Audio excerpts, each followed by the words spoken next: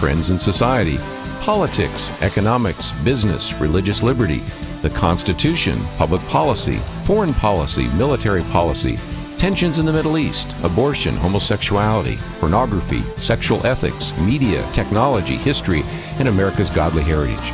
We talk about anything that affects your faith, your family, or your freedom. So don't go anywhere, because Point of View starts right now.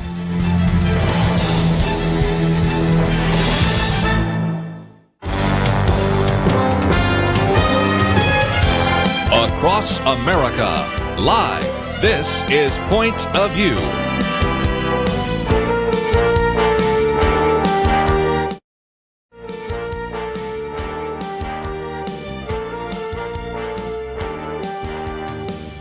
And now, Kerby Anderson. Thank you for joining us today. It is our weekend edition, and we have around the round table Jeremy and Penna, and this is just going to be a great program. We have lots to cover in the next hour or so. And Penna, if nothing else, how do we get all this one in? We do have a long list. Put on your seatbelt. We have a lot to talk about today. I don't think we'll get through it all, but who knows? We might. Who knows? And there are ones I'm saving for Monday, but this one came out in the week. Why are the 2020 Democrats so weird? And it's the funniest thing I've ever read. And I think he self-edited it. I think I can read it on Monday, because that's just a whole nother set of stories. But we will get to that a little bit later. But let's start out with some positives. First of all, we always like to talk about religious liberty. And our own Jeremy Dice has written this opinion piece that came out. Thanks to Donald Trump and Betsy DeVos, America's schools have regained religious freedom. Now, there are a number of articles, but I just wanted to post this one because we got the author sitting across from us. But, Penna, we just have lots of good news here today, don't we? Yay, it's good to have good news. And, we can thank lots of people, including First Liberty Institute. Yes. Well, Jeremy, thank you for writing this piece. And explain to our listeners, I've seen some people talk about this. I only mentioned it, so you probably have to start at the beginning to explain what's going on. Yeah, look, this kind of goes back a couple of years to the Rose Garden, as a matter of fact, outside the White House. You remember back in 100 days into the president's administration, he has a signing ceremony in the Rose Garden to sign the executive order on religious freedom and free speech. And as a part of that, he says to the Attorney General, you go out and create some guidelines so that the rest of the administration knows what the law on religious liberty is and what they're supposed to be doing. That comes a couple months later in October. Those guidelines then hit throughout the rest of the administration. And this is really a direct result of that. In fact, Betsy DeVos says in her letter to Congress saying that she's no longer going to be enforcing a certain section of the law. The reason she's not enforcing that is that after discussions with the Attorney General's office and the rest of the Department of Justice, it was determined that the case law in this area has evolved such that they can no longer discriminate against religious organizations who want to provide what are called equitable services. And so that case was pointed to was the Trinity Lutheran decision, which said in Missouri that the state of Missouri could not deny a church from getting mulch for a playground because they're a religious organization. That's obvious and frank religious discrimination. And what Betsy DeVos has simply said here is, look, we've got a section of that in our own code, in our own policies that say that if you provide equitable services, what are those services? Teaching kids how to read, mentoring them, keeping them out of crime, that kind of thing. Title I funds that go to these individual kids that then use them to contract to provide these types of services to make them smarter and better students. Betsy DeVos said that that section of the law that says you can't be a religious organization to do that, you can be secular and do it, but you can't be religious and do it, that is inconsistent with Trinity Lutheran, which is inconsistent with the Constitution. Therefore, we're not going to enforce that anymore. So the good news on that means that individual students now have the option of choosing tutoring services, mentoring services, and a variety of other equitable services that are provided by religious organizations. The same restrictions apply as to whether or not they're going to be allowed to do ideological translations on that. So if it's a religious textbook that talks about science, maybe that's not going to be as easy. That'll have to be fought another day. But at least religious organizations won't be excluded because they are simply religious, and that was the point of my piece. I'm thinking of different groups I know of that provide, for instance, after-school services with tutoring and things like that. They do it at their own expense now, so they could get federal funding. Is that what this would do? Well, the Title I funding goes to the student themselves, so it's usually an indigent student of some sort. And often this happens to follow migrants and individuals coming into the country, new immigrants that are coming to the country, which is good. And it's providing these below the poverty line students the ability to have the ability to catch up with their colleagues in school, so they can go and catch up on reading after school, and they can go and choose a tutor to do that. Well, there's a list of people that they can choose from to use those dollars with. And what have been kept off of that list are religious organizations. And the only reason they were kept off of that list was because they were religious. That is rank discrimination. And the Department of Education, with the Department of Justice, underneath the direction of the president and the attorney general, of course, has come out and said, we can't do this anymore. Now we're going to allow students or religious organizations to provide the same services that secular ones do. In other words, it doesn't matter if you have a faith basis for getting into this field, you still can teach kids how to read, and that shouldn't exclude you just because you have a St. Mary's in your title or a First Baptist of that title in your background. That is not sufficient grounds to keep you out of that world to be able to provide students mentoring and tutoring and reading services. So this is really good news for the Department of Education. I think Secretary DeVos made a wise move in this situation to just remind everybody that it's unlawful to engage in religious discrimination and exclude an entire very valuable part of our society merely because they happen to be religious. One it's of the great things news. It is great news. And I was just thinking, Penna, you and I both wrote a commentary about Trinity Lutheran, and both of us started out our commentary saying you wouldn't think that a conversation about tires would have anything to do with religious liberty. But you know the story, because they were not allowed to get these torn up tires for their playground simply because they were a religious group. And it's like, well, can't we protect kids that might fall off of the jungle gym bars with the same kind of things that we produce and provide for all the other secular institutions? So something that started with tires of all things, because I remember your commentary, ended up giving us this, which I thought was pretty intriguing. Yes. And, it's just, to me, it's exciting to think that, okay, so Jeremy tells me the money follows the student, but these students could now choose. That's true. Somebody that, might not in the course of reading tutoring might be able to, just be a person who's loving on them from a Christian point of view, or even perhaps choosing books that are from a different point of view. So there's lots of ways in which now they can be influenced in a different way. And we all know that, the education establishment influences students in a very secular way. Yeah. And it's getting worse. Some of that is still to be determined. So the ideological side of that, the books themselves that may teach the Bible or something we still like that, may get those regulated. That's right. That's going to be held out right now. Now, I tend to think that is unacceptable as well, but that's a battle to be fought at a later day. What's permissible right now is that if you, Penna Dexter, wanted to teach a kid how to read, and you're a part of a religious organization that teaches kids how to read, you're now allowed to do that. Before, because Penna Dexter came from religious organization that provides Equitable Services, Inc., you were excluded just because you were religious. Okay. Yeah. Now, I mean, it's that should be, in 2019, that should be so obviously discriminatory that everybody ought to be hugging this policy change and saying this is a wise move. The reality is that not everybody's so excited about this. And I think there's going to be lawsuits over this because there's a little bit of debate, even within the legal community, as to whether or not Trinity Lutheran extends this far.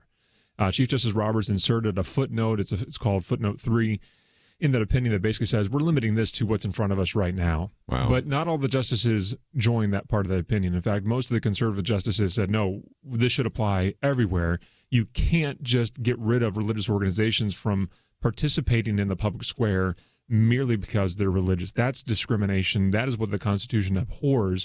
And that was the point of this piece that's up at the Daily Caller, to say, look, the Trump administration has done the right thing here to say that just because you're religious is no basis for excluding you from participation in the public square. Well, I just might mention under the picture of Jeremy, you have this commentary. We're going to mention another one that's a press release, but following the money, think about the GI Bill, it wasn't that you could only go to the University of Texas. You could also go to places like Notre Dame. So, again, right. We'll see whether this continues on, and we'll pay attention to it. We have another very important case before us, but we need to take a break, so we'll cover that right after this.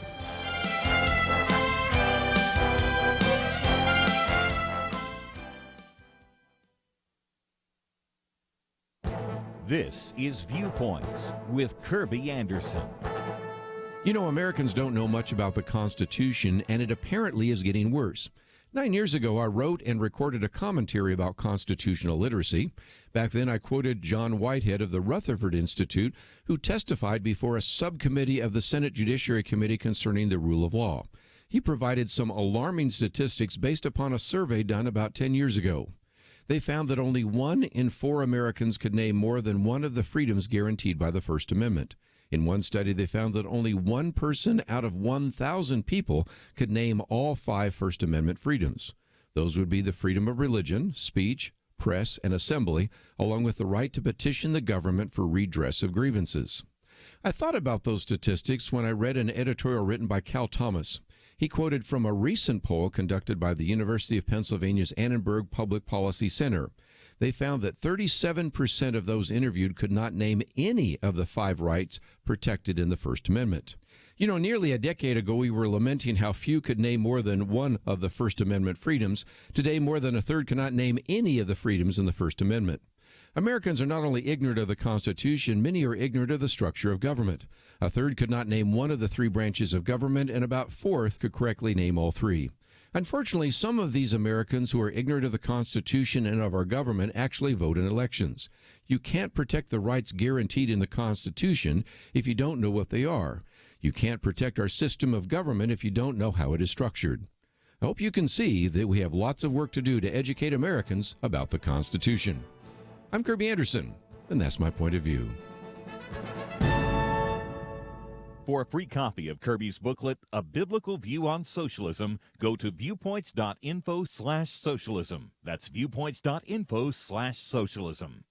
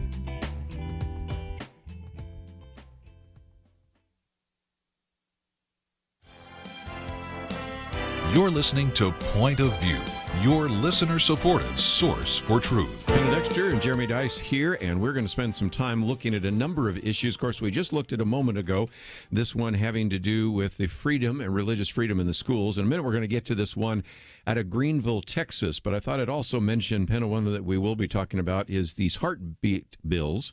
And this one relates not only to our listeners here in the state of Texas, but nationwide. And I love what David French says. You know, it's really time for the pro-life movement to say, are we a pro-life movement or a less death movement? Because what you've noticed, and I, of course, certainly have spent some time talking about this, is a doubling down. And you wrote about that in your column recently, that it's almost a doubling down where it's gone like this. You've got the people that are pro-life starting to say, okay, we're going to pass some of these heartbeat bills. But at the same time, the pro-choicers are going and really becoming just pro-abortionist and almost pro-infanticide people. And so I appreciate him saying it's time to throw down the gauntlet. Let's pass some heartbeat bills and see if we can take this to the Supreme Court. Yeah, it was never a bad strategy to limit abortion and provide restrictions on abortion and parental consent and informed consent and all of those things, and restricting safety for women at abortion clinics. But things have changed, and we now have a Supreme Court that's constituted differently, and there's a chance that Roe could be overturned. And so why are we being cautious? We should not be cautious anymore. And David French, I thought, made that point beautifully, that we now should be bold and be consistent that a life is a life. And so the heartbeat bill is nothing if it's not consistent, because it says that when you hear a heartbeat, then you can't abort after that time. And for most moms, that's about the same time you find out you're pregnant. That's now, right. Today, people find out very, very early. But, by 6 weeks, it's still fairly early. So this is it's just majorly pro-life effort, and many states, well, the state of Texas has one introduced. Mississippi had one signed this week. That's right. So it's happening.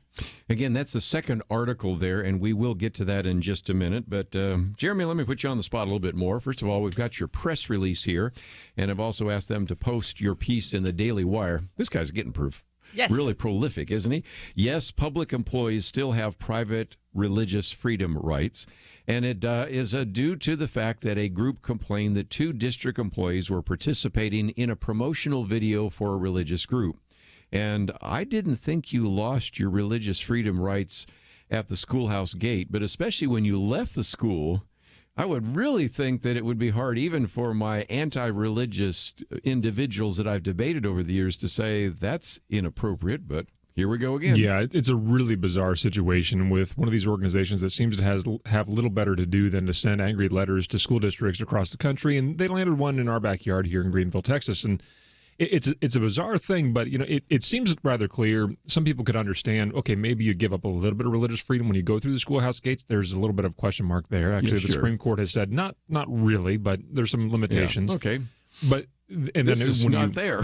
when you leave, it's pretty clear you're a private citizen. But what Right. about when things kind of overlap? And that's where you have the school employees. There's a before club and an after school club that does great character education. Can they participate in that or not? Well, the law is actually rather clear on that point, and the answer is yes. Yes, they can. The teachers, the principals, they can participate in those after-school clubs that are basically community clubs meeting out on the school campus there. And in this situation, they actually were a little bit more tenuous to that even than what that describes, because all they did was appear in a video produced by a private organization that has these meetings. And so what this organization does is sends a letter to the school district saying, you need to take the video down. Now, that just is absolutely ludicrous to me. You're saying that the school district has to take a private video off of a private website, YouTube in this case. What are they going to do? Like send a demand letter to YouTube that they take down? That's just ridiculous that they would even try to do that. So it makes the schools responsible for everything that their employees do outside of the school. Exactly, or anywhere they might appear that they're responsible for them and whatnot. So what we did is we said, look, I don't think Greenville ISD really wants to be bothered by this anyway. In fact, I think they probably are proud of their teachers, and they have every right to be. They seem to be very caring for their students, and they should be. So we just wrote a letter encouraging the school district to be careful. And frankly, our biggest piece and strongest piece of advice was simply ignore that letter. Throw it away. You don't need to pay attention to it. It doesn't state the law correctly anyway. Just ignore the letter, because if you do what they say you should do, which is take down the video and then investigate these teachers, you may in fact find yourself on a liability problem from us. Because if you go against these teachers, you're engaging in religious hostility by censoring their own religious viewpoint, which is purely protected speech under the First Amendment, private speech under the First Amendment that is fully protected, and we're going to come after you. So, but you don't need to worry about that, because you don't have to do this. Just ignore the letter, and everything's really happy. And that was the point not only of our letter, but of the article I wrote today on the Daily Wire. Yes. Well, again, we will post that for you to read. Of course, one of the things I always encourage you to do is actually sign up for First Liberty, because you have email updates and those kinds of things. And there's a press release we have. And of course, we'll put the Daily Wire article up there. But that's pretty good advice most of the time, Penna, when it's the Freedom from Religion Foundation, people against the separation of church and state, freedom, all the various groups. I get tired of giving the whole list there. Just ignore them, because most of the time they're just trying to intimidate you. I want to know who pays these groups to look around for people that violate. I mean, that these 2 teachers did something on their own time, and that was found out by somebody who objected, and that was brought to the school district's attention. I mean, they just have too much time on their hands. I agree with you. I mean, look, this organization sends out about 2,000 letters a year. I mean, my hand gets sore even thinking about writing that many letters in a given year, but the grand majority of them are just simply pointless. Number one, how are they going to enforce this against YouTube? They're going to force YouTube to take down a letter or a private video? I mean, that's the purpose of YouTube, and it's a private organization that the government cannot tell to shut down, really, on this, at least on this kind of a case. And so the enforcement mechanism is ridiculous. But look, if you're one of these school districts in the country, or if you're connected to a city council, county commission that gets one of these letters, give a big, deep breath when you get one. Because, I mean, Don't look. panic. Don't panic. Here's what's got. You have to find a plaintiff. They will have to find someone in your community that says, I disagree with, or I agree with FFRF, I disagree with the school district, I'm going to sue them. And that person's actually got to be agreed. It can't be just any random schmo on the street. You actually have to be someone that suffered the injury in order to have this lawsuit stick. And so there's a number of really significant hoops that people got to actually go through before this becomes an actual problem.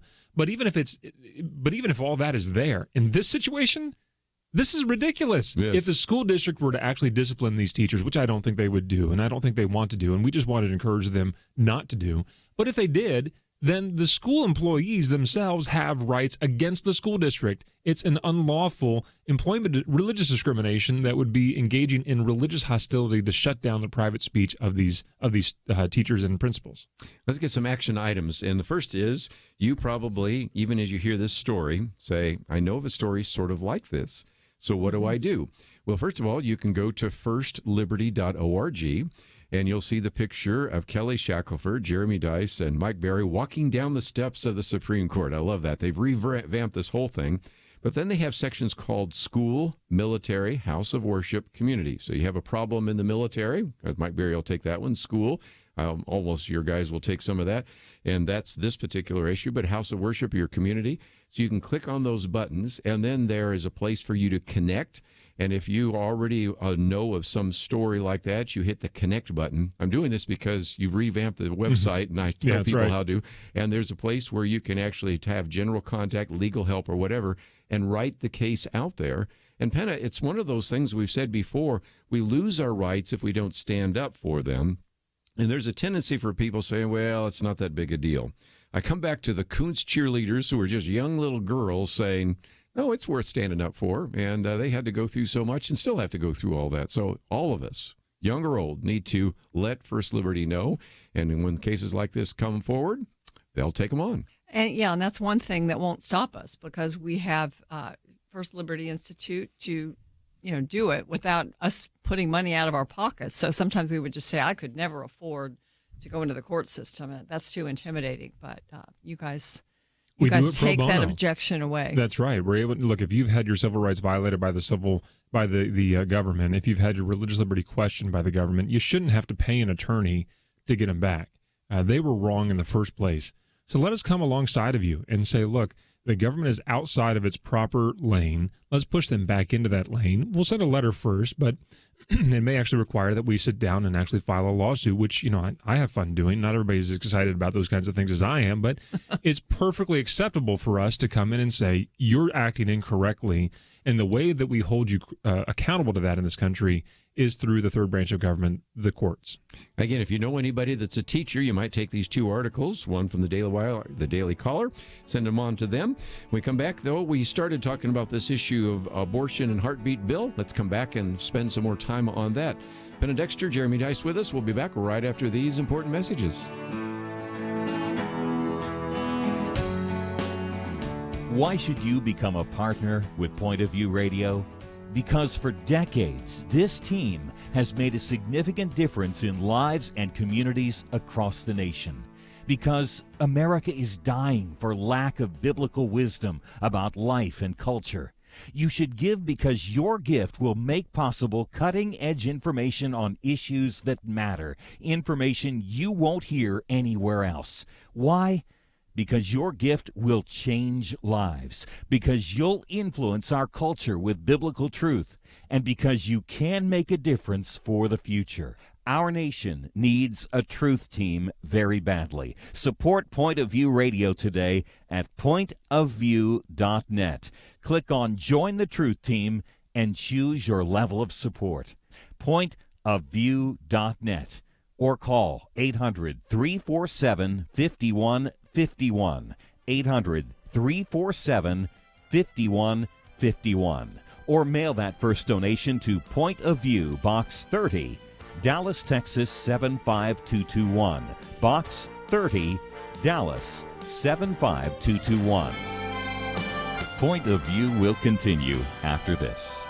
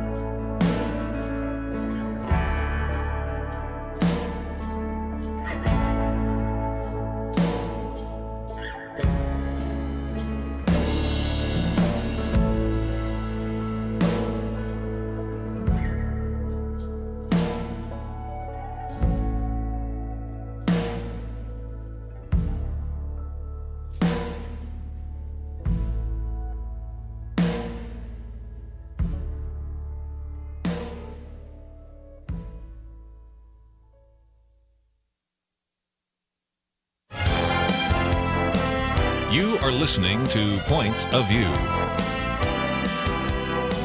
The opinions expressed on Point of View do not necessarily reflect the views of the management or staff of this station.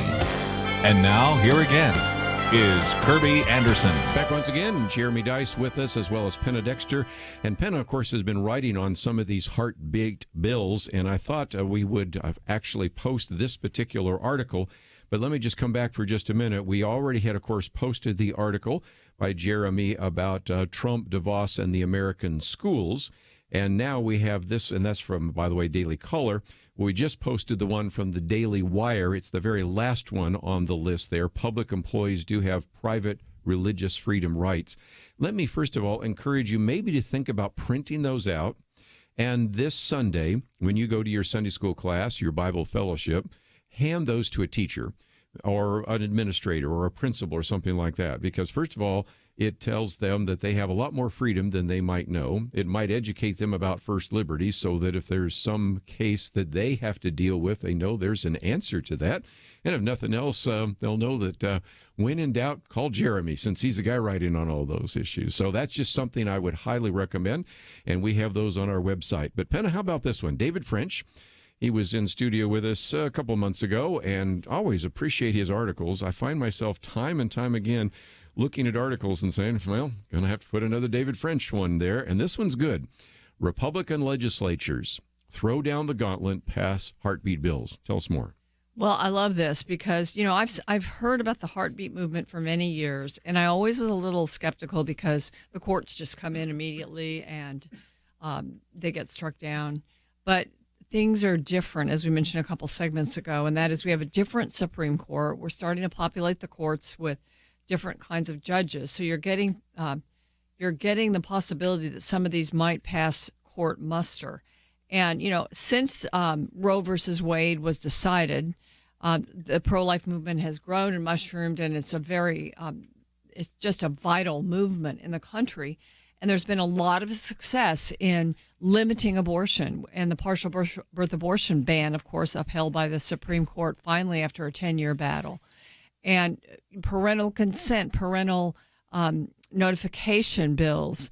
There have been bills that, ours in Texas was struck down having to do with making the facilities up to medical standards of other surgical facilities to protect the mothers. There's just been so many bills that have been passed, and they're great. But now we're to the point where we can actually come in and start cutting out the whole idea of abortion in certain parts of the country. This is a state-by-state thing, of course, because, you know, we all know what happened in New York.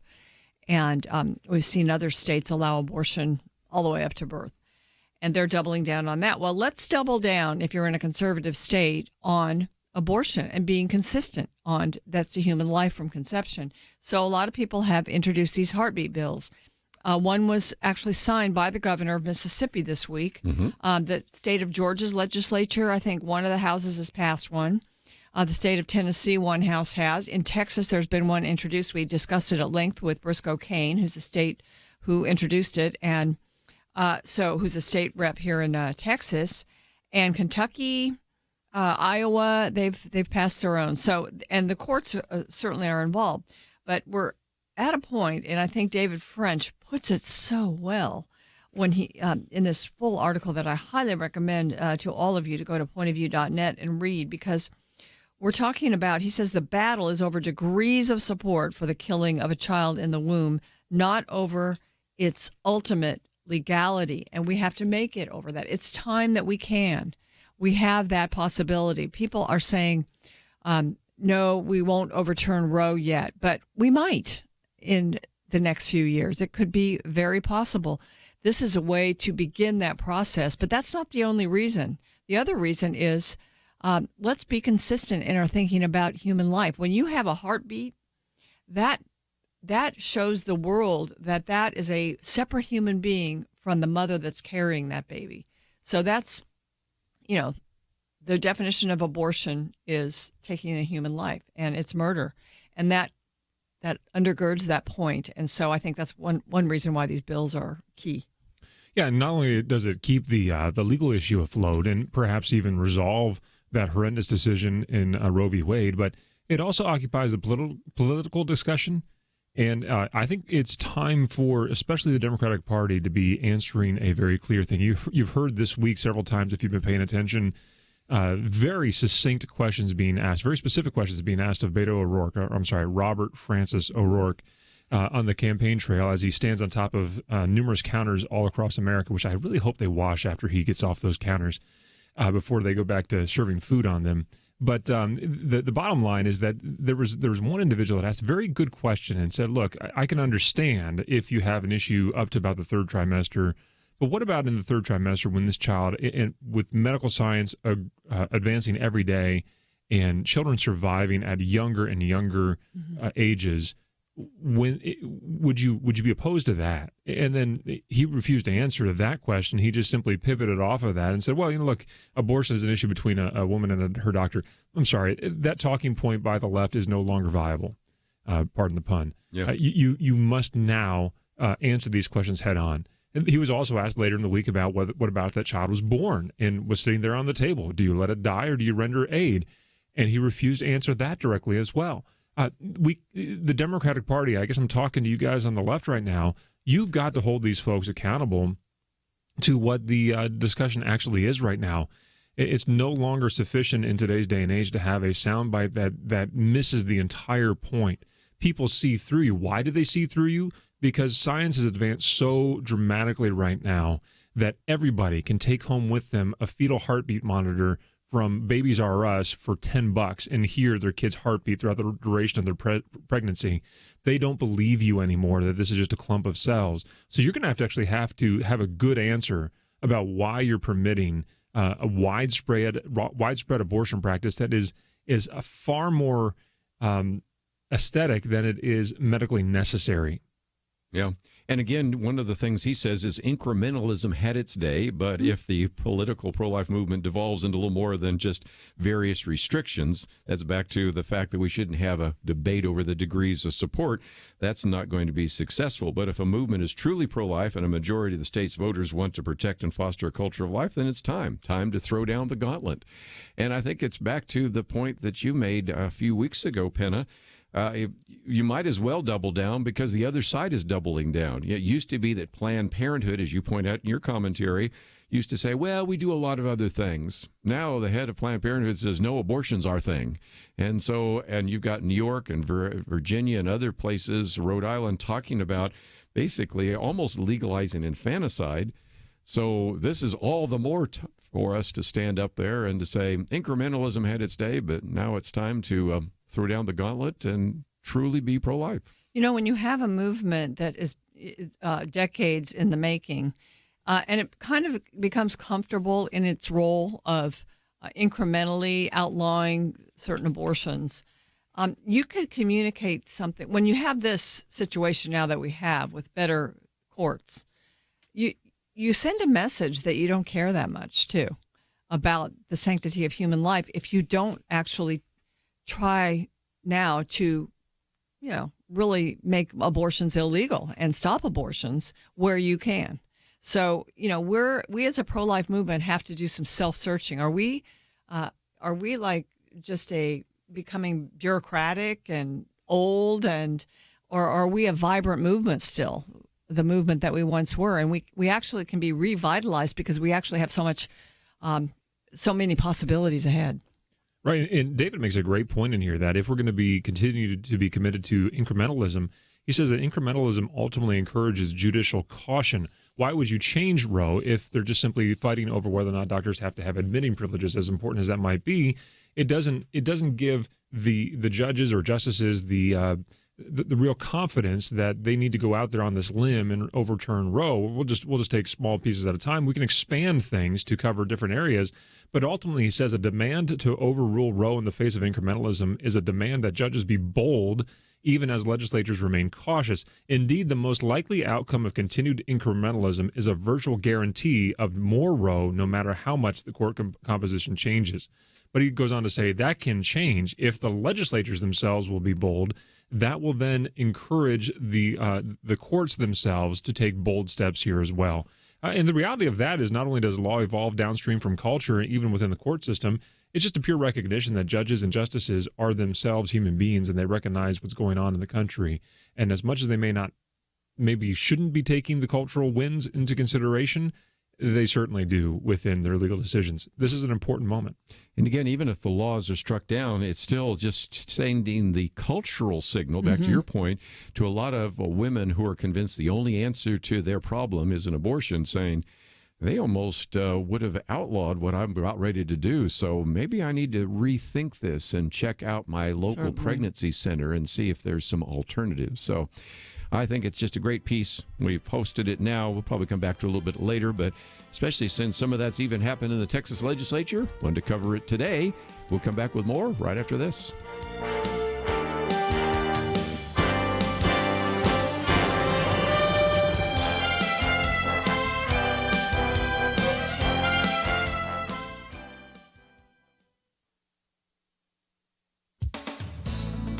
In the aftermath of the recent college admissions scandal, the Wall Street Journal's Peggy Noonan issued a warning in a column she titled, "Kids, Don't Become Success Robots." Ms. Noonan sees a certain kind of narcissism in these parents who have attained great success themselves, but who will cheat to get their kids in schools they don't qualify for. We've got to ask, is this really about their kids or about them? These parents, she explains, aim their children at the best colleges, which are to them basically brands. Peggy Noonan believes that this is, quote, not only so their children will do well, but so they will look good. These parents, she says, are status monkeys, creating success robots. These successful parents are sending cues to their kids that education is more about looking good than enriching the mind. Peggy Noonan wrote of her time working for a few months at an Ivy League school. She expected the students she interacted with to be interested in her views on politics, history, and literature, her areas of expertise. Instead, they wanted to know how to get good at networking. Being at this elite institution of higher learning was less about learning and more about connecting. This is not to disparage the value of the education or the connections one can receive at top universities. And good parents can legitimately help their kids get there. To Christian families, if your child can get into Yale, if your kid is bright enough and has worked to earn entrance in an elite institution and is ready for the leftist indoctrination that will come, prayerfully send him or her off with your blessing. We need believers at the highest echelons of society. We should ask, where will this student thrive and learn? Ms. Noonan's advice to students considering college is aim at smaller, second-tier colleges, places of low-key harmony, religiously affiliated when possible, and get a real education. For Point of View, I'm Penna Dexter.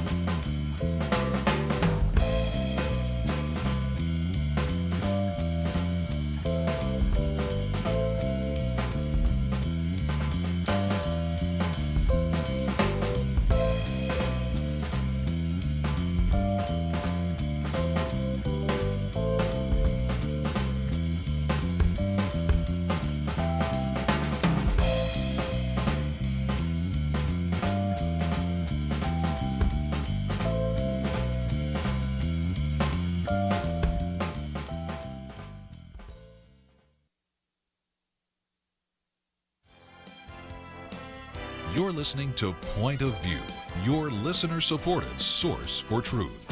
Hi, this is Kelly Shackelford, President and Chief Counsel of First Liberty Institute. My story of Point of View really goes back to when I was in law school. I would listen to this show, and I was just blown away that there was actually a show that would analyze what was going on in our current world through a Christian worldview. It was something that stoked a fire in me early that turned out what I would be doing with my career for the Lord. So that's my story with Point of View, and I'd like to hear yours. To share your story with Kelly and Kerby, you can call us at 800-347-5151, or you can do it online at pointofview.net/share-your-story. If we share your story with the Point of View audience, we'll send you a Bible stick as our thank you. That number to call is 800-347-5151 or online at pointofview.net/share your story. Again, you heard Kelly Shackelford's story. Would love to hear yours, and we've been running this particular promotion this week. And the first day we had, I think, 3 people call in with their story. Now, some people say, I'm not so sure I would like to be able to call on the phone and give you my story, or at least I'd like to get more prepared for it. Or maybe could I just write it out? And the good news is, yes, you can go to our website right now, pointofview.net. What's your story? Hit share here. And what we're doing is just collecting some stories. You can kind of write out your story, or maybe write out some of the elements and say, maybe you can call me back and I'll try to have a better ability to explain that. But if you just like to write out your story, that's fine. If you'd like to verbally give it to us, again, that number 800-347-5151. And our goal is just a week from this Monday, we're going to have our Truth Team Week. And we'd like to hear your story, but you know what? A lot of listeners would like to hear your story as well. So that's an opportunity for you to join with us, and just a great opportunity, Penna, and we're looking forward to this Truth Team Week in just over a week. Well, I mean, really, when people give to Point of View, that's what they're giving to. They're giving to an influence nationwide that pulls people out of the culture and encourages them to be active in the culture wars, and so, or in, spreading the truth. And so many ways to do that now. So I think this is a great idea, and I hope a lot of people share their stories. Well, again, I haven't been keeping track over the week, but I suspect each day we probably had some people sharing their story, and your story is the one we want to hear from. So give us a call or visit the website, pointofview.net. You know, one of the things I wanted to talk to you for just a bit about, Jeremy, is that the other day we had Lathan on, and he was talking about this constitutional ignorance in one of his columns.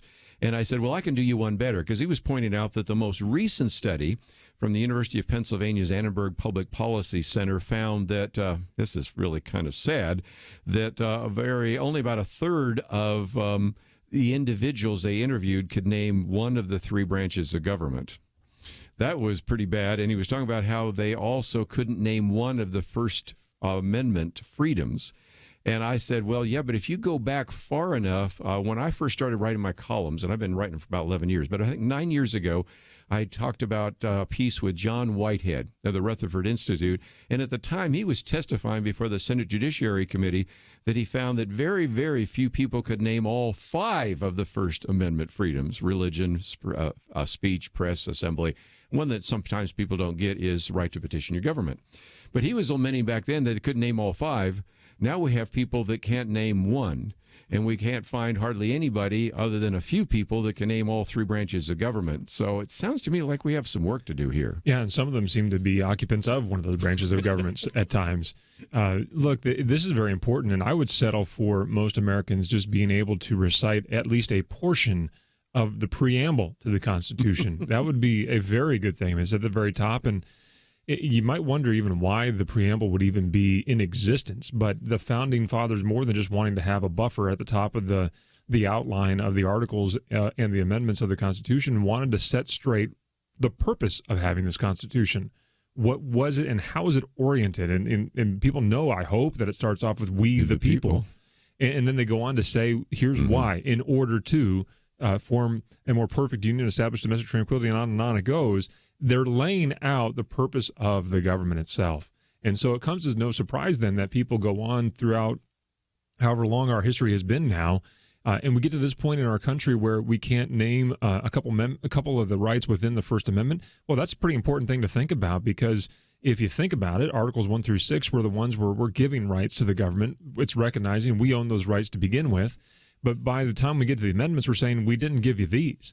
Well, you better know which ones we didn't give to the government, because if you don't know which ones we didn't give to the government, then they'll take them. And that was the purpose of the Declaration of Independence, to basically point out the fact that governments grow to remove rights. That's what they actually do, and they've been doing that for years. But we're putting a stop to that by saying we own these rights. They're given to us by God. They're unalienable. You can't take them from us. And so, but we're going to put together a more perfect union so that we can establish all these things, domestic tranquility and all the rest, in order to have an actual government. But we didn't give you these. You can't tell us what to believe or how to believe it. You can't tell us what we can and cannot say. You can't quarter soldiers in our home no matter how much you want to. You can't just simply arrest me and throw me into jail. You've got to give me a trial. and on down the list until you get to Amendment 10, which is one of my favorites, because it says if we didn't say everything else in here, we didn't explicitly state it here, it belongs to the states, and after that to the people themselves. In other words, these rights belong to we, the people who set this government up in the first place. So is it any wonder that in addition to all this cultural or this constitutional illiteracy, there's a real illiteracy as to what kind of government we actually are? Mm-hmm. People are demanding that we're a democracy.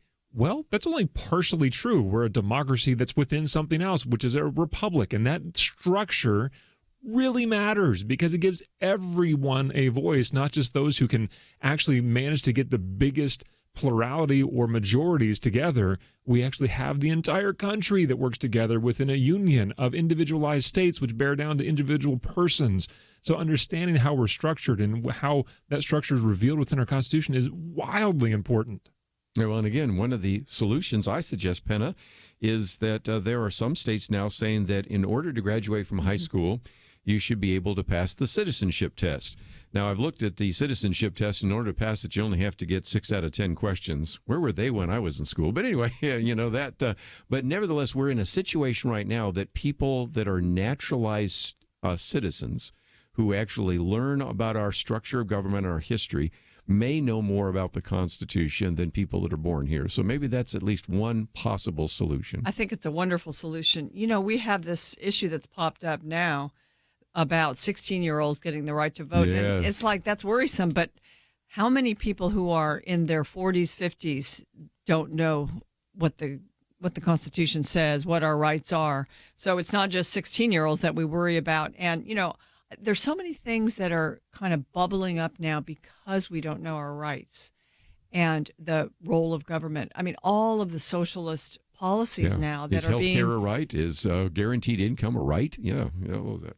All of these. I mean, because people don't understand. They trust a government and they don't trust the people.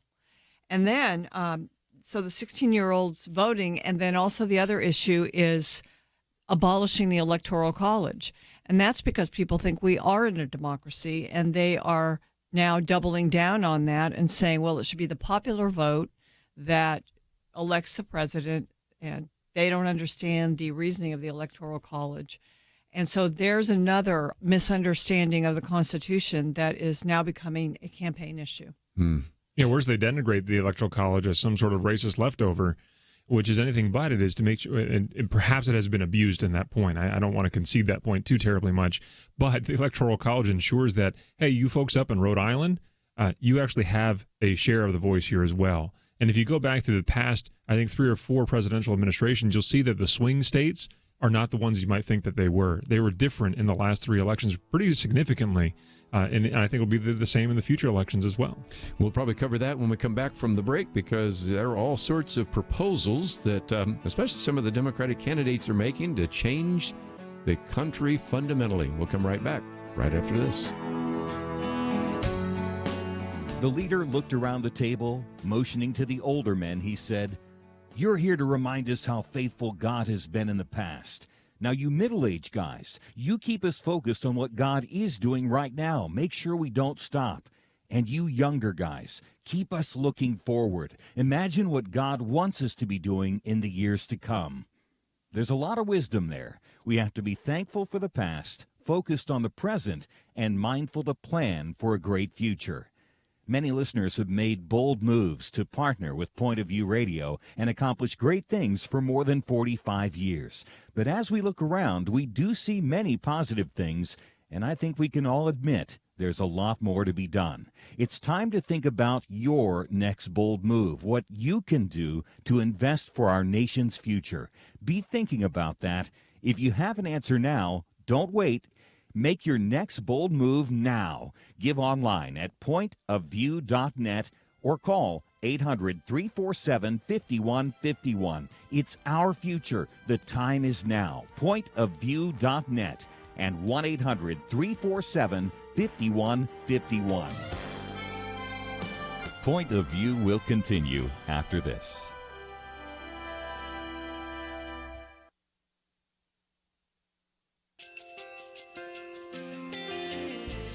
I just want to thank you so much for all the wonderful programming you have.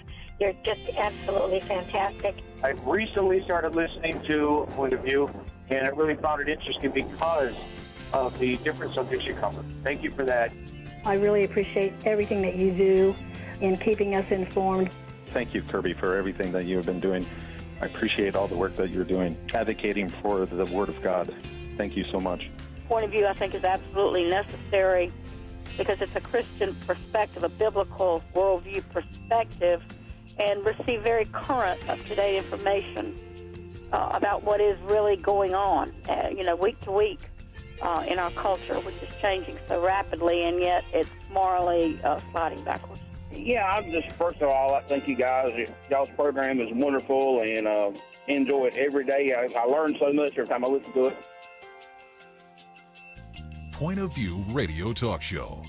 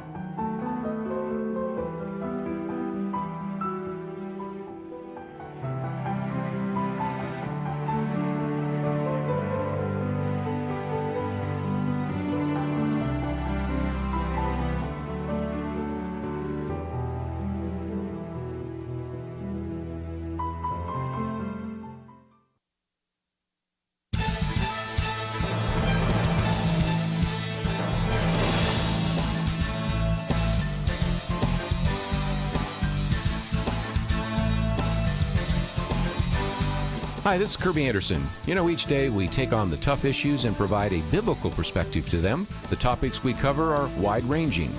Apologetics, theology, prophecy, creation and evolution, intelligent design, marriage, family, child-rearing, the millennial generation, trends in society, politics, economics, business, religious liberty, the Constitution, public policy, foreign policy, military policy, tensions in the Middle East, abortion, homosexuality, pornography, sexual ethics, media, technology, history, and America's godly heritage. We talk about anything that affects your faith, your family, or your freedom. So don't go anywhere, because Point of View starts right now.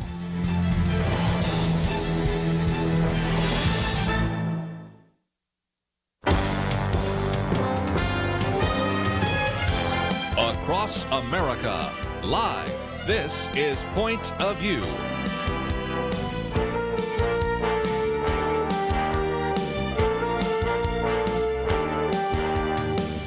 And now, Kerby Anderson. Thank you for joining me today in studio with us. It's Jeremy Dice as well as Penna Dexter. And I might just mention, we're going to get to these a little bit later, some of the religious liberty issues, but one of those articles that we've posted from the Daily Caller, and this is good news. It's entitled, "Thanks to Donald Trump and Betsy DeVos, America's schools have regained religious freedom." That one I think you're going to really benefit from. And then we have one that we really talked about last hour for our local audience, because that happened in Greenville, Texas, but it's happening other places as well. And that also appears on the Daily Wire, and it has to do with whether or not school employees have religious freedom. So we are just full of victories for religious freedom, and that's something we've been hearing about with for some time with Kelly Shackelford. Yeah, it's always good to report that. We kind of dedicate parts of our Friday Weekend Edition program to doing that every week. And Jeremy has been sort of reporting on some of this good news, and it is good news. It's great news. So again, I'll mention that those are available on the website. Okay. And but again, those are just, I think, as I didn't mean to cut you off, but just a good example of why we certainly have a president who, first with his executive order and then with his issuing of the Justice Department and now the Department of Education, are standing up for the rights of students and teachers and others. And that's just really very good. Yeah, he made a promise that a lot of this would happen with regard to religious liberty, and it's been just coming out, sort of flowing out of the federal government gradually as these executive orders are written. And they don't go beyond the law, like some people accuse him of doing on certain issues, but what they do is clarify the law. Yes. And that's good, because then it kind of emanates out to all the departments, and it makes things a lot better. So those are two of the articles we posted. One other one, which we'll probably get to a little bit later, and that is, again, Republican legislatures throw down the gauntlet, pass heartbeat bills. And so we'll get into some of those issues. But I thought for just a few minutes, one of the things that is surfacing in this political campaign is the number of issues that are really beginning to surface in ways that I would never have imagined. So we've got two, one by Scott Rasmussen, who will the Democrats nominate to challenge President Trump, but also how the Democrats are pressured to adopt radical policies. And I thought for just a minute, in case people say, well, what policies are you talking about? Let me give you 12. And there are more than that, but I'll just give you 12 because, a dozen's enough. Medicare for all, which is kind of single-payer government. And again, this, as Dr. Merrill Matthews has pointed out, when this was announced a couple of years ago by Senator Bernie Sanders, he's the only one standing at the podium. This last time, he's standing at the podium with 16 other fellow Democrats from the Senate, many of whom are running for the presidency. Number two is Green New Deal. We've spent some time talking about that. One which we'll get back to when we get into some of these heartbeat bills, abortion until birth. Now they're talking about birth date abortions. Free college tuition. Guaranteed basic income, a conversation we had yesterday with Jerry Tuma. A living wage of $15 an hour. One that you talked about just a few days ago. Government daycare. Of course, abolishing ICE, that's Immigration and Customs Enforcement. Some have suggested eliminating private health insurance, something we'll talk about today, lowering the voting age to 16, ending the filibuster, and paying reparations. That's just 12 that came to mind, and there are many others. Penna, this is something I have never seen before in American politics. I haven't either. And, usually you get a candidate who sort of moves to the middle. Now, Beto O'Rourke, Francis yes. O'Rourke, he has not quite signed on to Medicare for all. He still wants to retain some elements of Obamacare in the healthcare system, but it's still... But he'd like to pack the court. I didn't put that one Oh, in yeah, there. packing the court and abolishing the Electoral College. That was another one. And stand on every countertop that he can find between here and Des Moines. Yeah. Yes, I forgot the abolish the Electoral College because that's one of them here. This list is getting almost into the 20s here if you look at all of those lists. Jeremy, I know you're the young one around the table, and we like to have different age groups. It's so nice to be called the young one. Yeah, you are the youngster in lots of ways, but again, we have, as adults and very mature adults at that, have never seen anything like this in American politics. And it is almost like the Democrat Party is trying to out-left itself, and it's just not your father's Democrat Party from just a few years ago. Yeah, and that's not atypical of a primary system in which they've got to figure out how to satisfy their base. It just the problem is that their base has moved so far left that they've got to actually get over to that. That actually is problematic in another direction, in that the Republican Party base has also moved to the left. That's why the Democratic base has now shifted further to the left as well. And the result of that, the solution to that for the conservative side of things is not to move further to the left there, is to move further to the right, but we don't see them doing that nearly as often as we see the left going further left.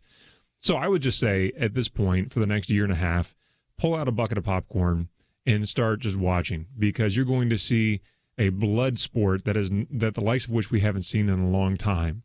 And then you're going to see a gymnastics event once that nominee has been nominated, to see how fast that person can get from the far reaches of the left corner and all the way back with flipping over top of themselves, doing all kinds of cartwheels to get to the center again, so that they can somehow convince that everything that they said in that primary they didn't really mean, or at least to show how it is actually down the middle of Main Street, USA.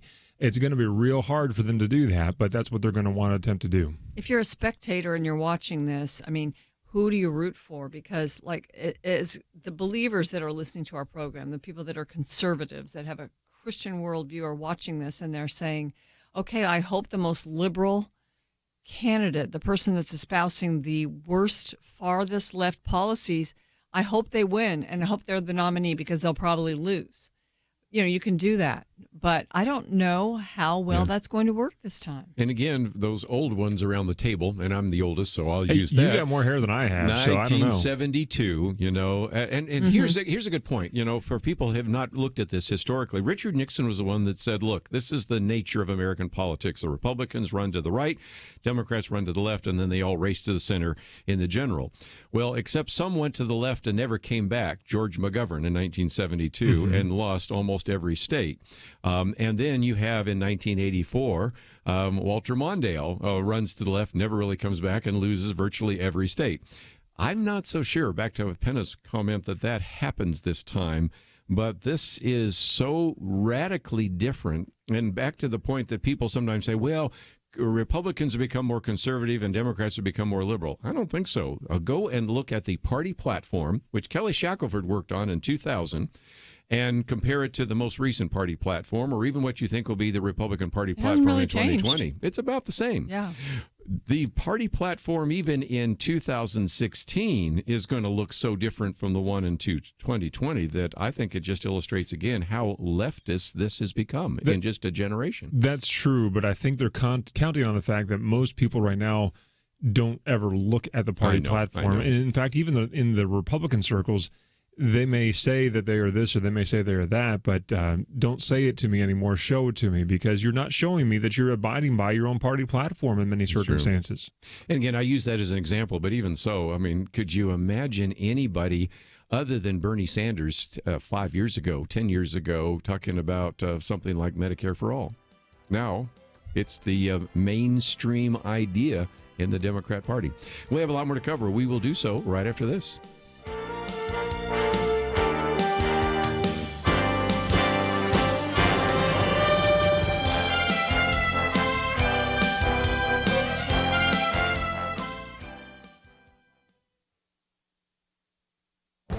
This is Viewpoints with Kerby Anderson. You know, Americans don't know much about the Constitution, and it apparently is getting worse. 9 years ago, I wrote and recorded a commentary about constitutional literacy. Back then, I quoted John Whitehead of the Rutherford Institute, who testified before a subcommittee of the Senate Judiciary Committee concerning the rule of law.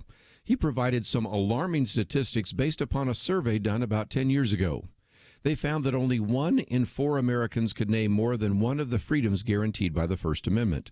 In one study, they found that only 1 person out of 1,000 people could name all 5 First Amendment freedoms. Those would be the freedom of religion, speech, press, and assembly, along with the right to petition the government for redress of grievances. I thought about those statistics when I read an editorial written by Cal Thomas. He quoted from a recent poll conducted by the University of Pennsylvania's Annenberg Public Policy Center. They found that 37% of those interviewed could not name any of the 5 rights protected in the First Amendment. You know, nearly a decade ago, we were lamenting how few could name more than one of the First Amendment freedoms. Today, more than a third cannot name any of the freedoms in the First Amendment. Americans are not only ignorant of the Constitution, many are ignorant of the structure of government. A third could not name one of the 3 branches of government, and about 1/4 could correctly name all 3. Unfortunately, some of these Americans who are ignorant of the Constitution and of our government actually vote in elections. You can't protect the rights guaranteed in the Constitution if you don't know what they are. You can't protect our system of government if you don't know how it is structured. I hope you can see that we have lots of work to do to educate Americans about the Constitution. I'm Kerby Anderson, and that's my point of view.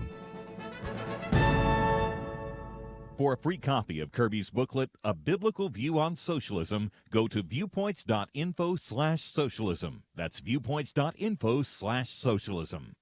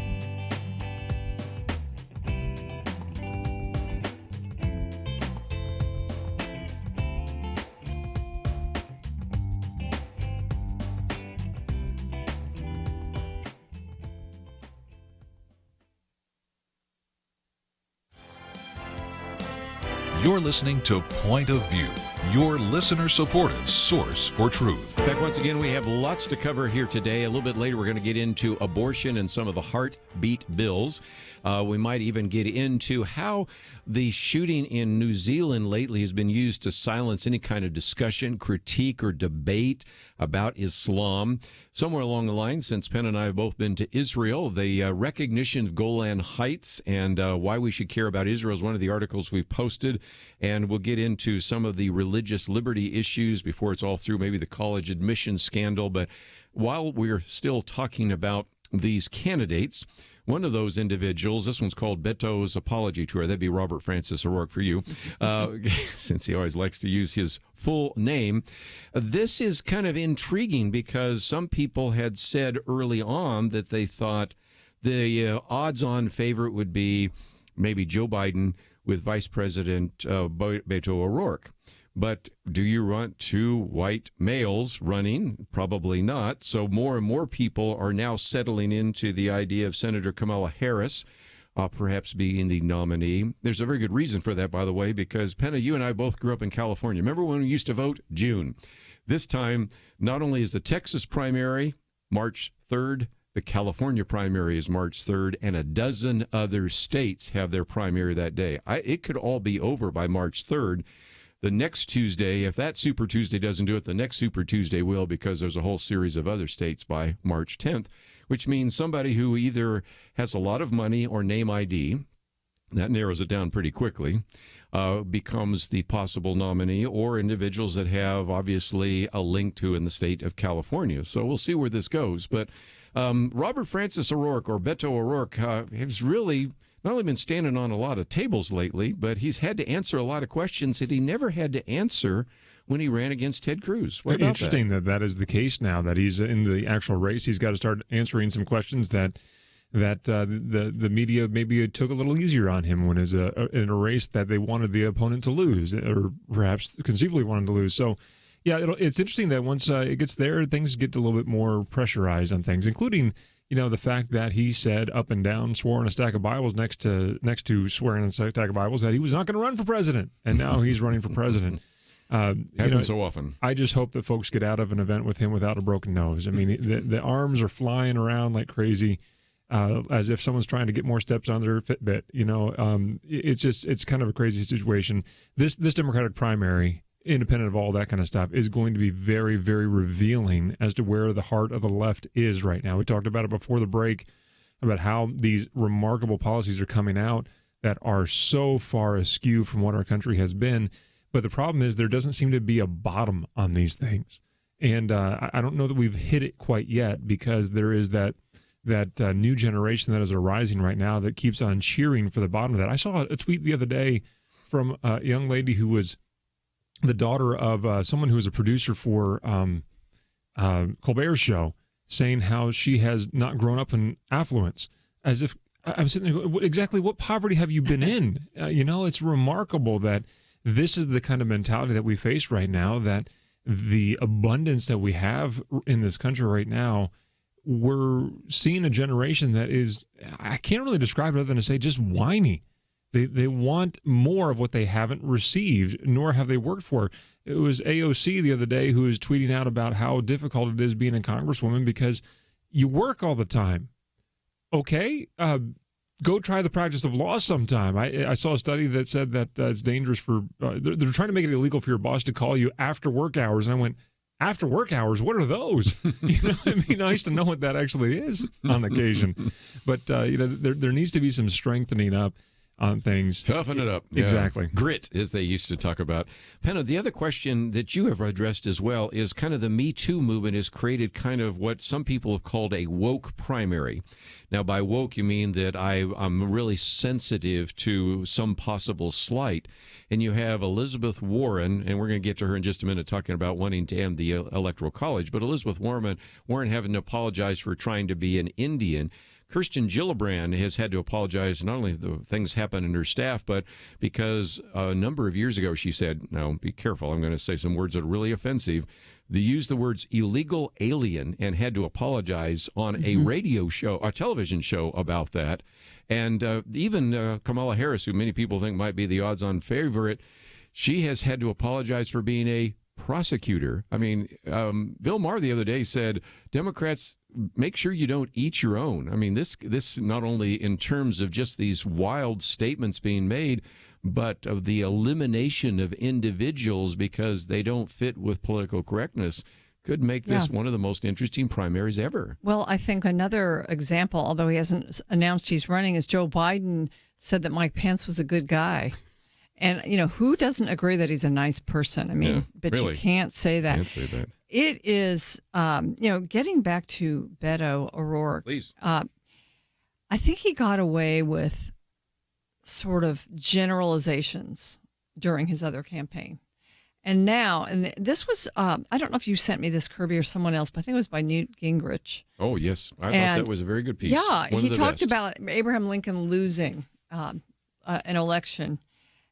He served one term in the House of Representatives, apparently, and then he lost to an incumbent senator, and he found an issue. He found a cause. And Beto O'Rourke's cause is Beto O'Rourke. At least at this point. He doesn't really have a cause. And it's about him. And I don't think that you get away with that in a presidential race. Yeah. I mean, in a sense, Barack Obama was a little bit that way, but he still had some causes, and his race was one of those. So I don't know what he'll do. He has a lot of money. He had the biggest take after his announcement of any of them.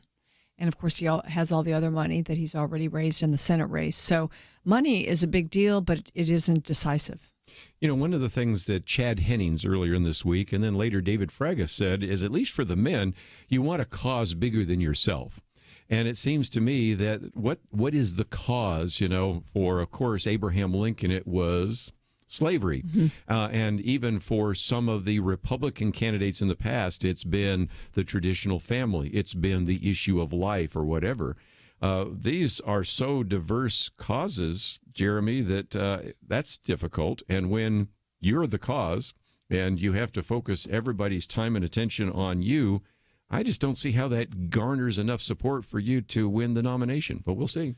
Perhaps in a day and age where this is a celebrity profession, that you can be a celebrity politician, maybe that is enough, right? That don't have to have any credentials, anything. You don't have to have come for something. Lincoln was at least a lawyer. He had actually done a fairly decent job as a lawyer before he became president. Others have that kind of notoriety as well.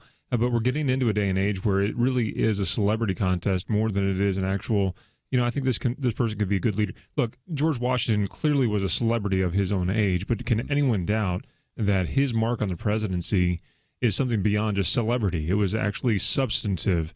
And those that follow, John Adams was not exactly a giant celebrity of the age, but he was certainly filled with substance. Thomas Jefferson, go down the list of these individuals. The presidency very quickly became something of a celebrity office to be held, but it has always maintained somewhere lurking in the background, even through some of the most foppish presidents that are out there, that this was an important role to make sure that we get the country stabilized and put on a right path of some sort. And so we're starting to kind of fall away from some of that right now at the lower levels, but that's creeping upwards into the runs for presidency.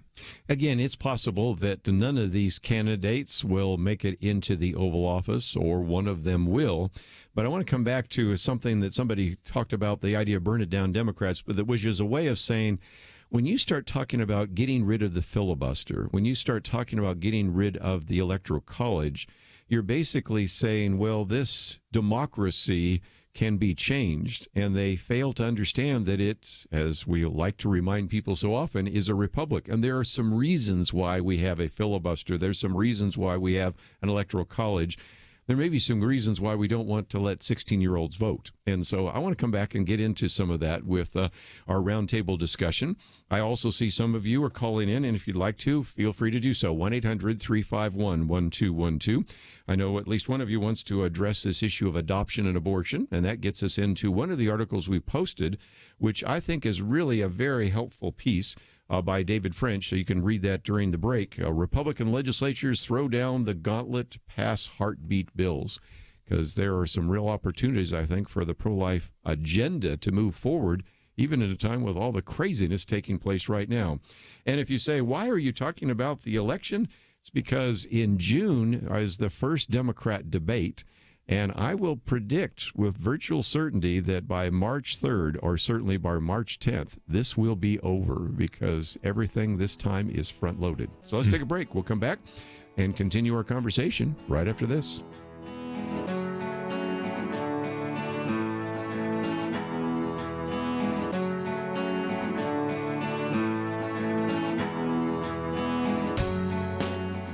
It's amazing but true. When it comes to one of America's biggest household expenditures, healthcare, a lot of people think they've got no choice. People are used to thinking we have to do it this way, but they don't. Yes, you have the freedom to choose an alternative with your healthcare. It's MediShare, and it costs way less than the alternatives. The typical family saves $500 a month, not a year, a month. And if you're single, this can save you a lot too. And let's face it, a big reason MediShare is 400,000 people strong, it just works. They've shared over $3 billion in medical bills, so they can help share your needs too.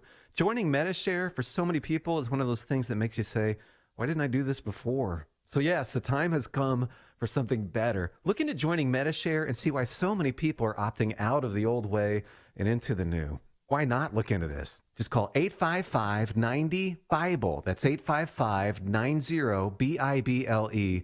855-90-BIBLE. It takes a team to win. Be part of Point of View's Truth Team and bring truth and healing to America. Go to pointofview.net/team, pointofview.net/team, and 800-347-5151.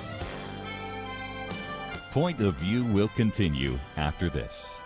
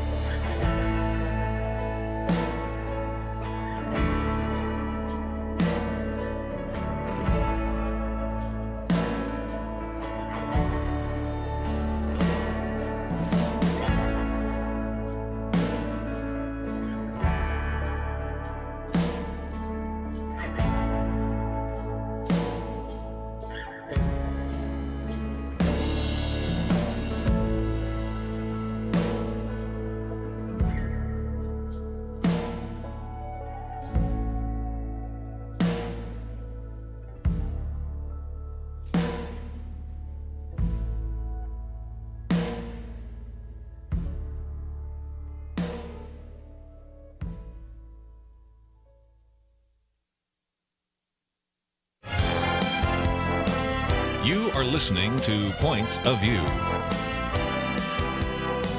The opinions expressed on Point of View do not necessarily reflect the views of the management or staff of this station.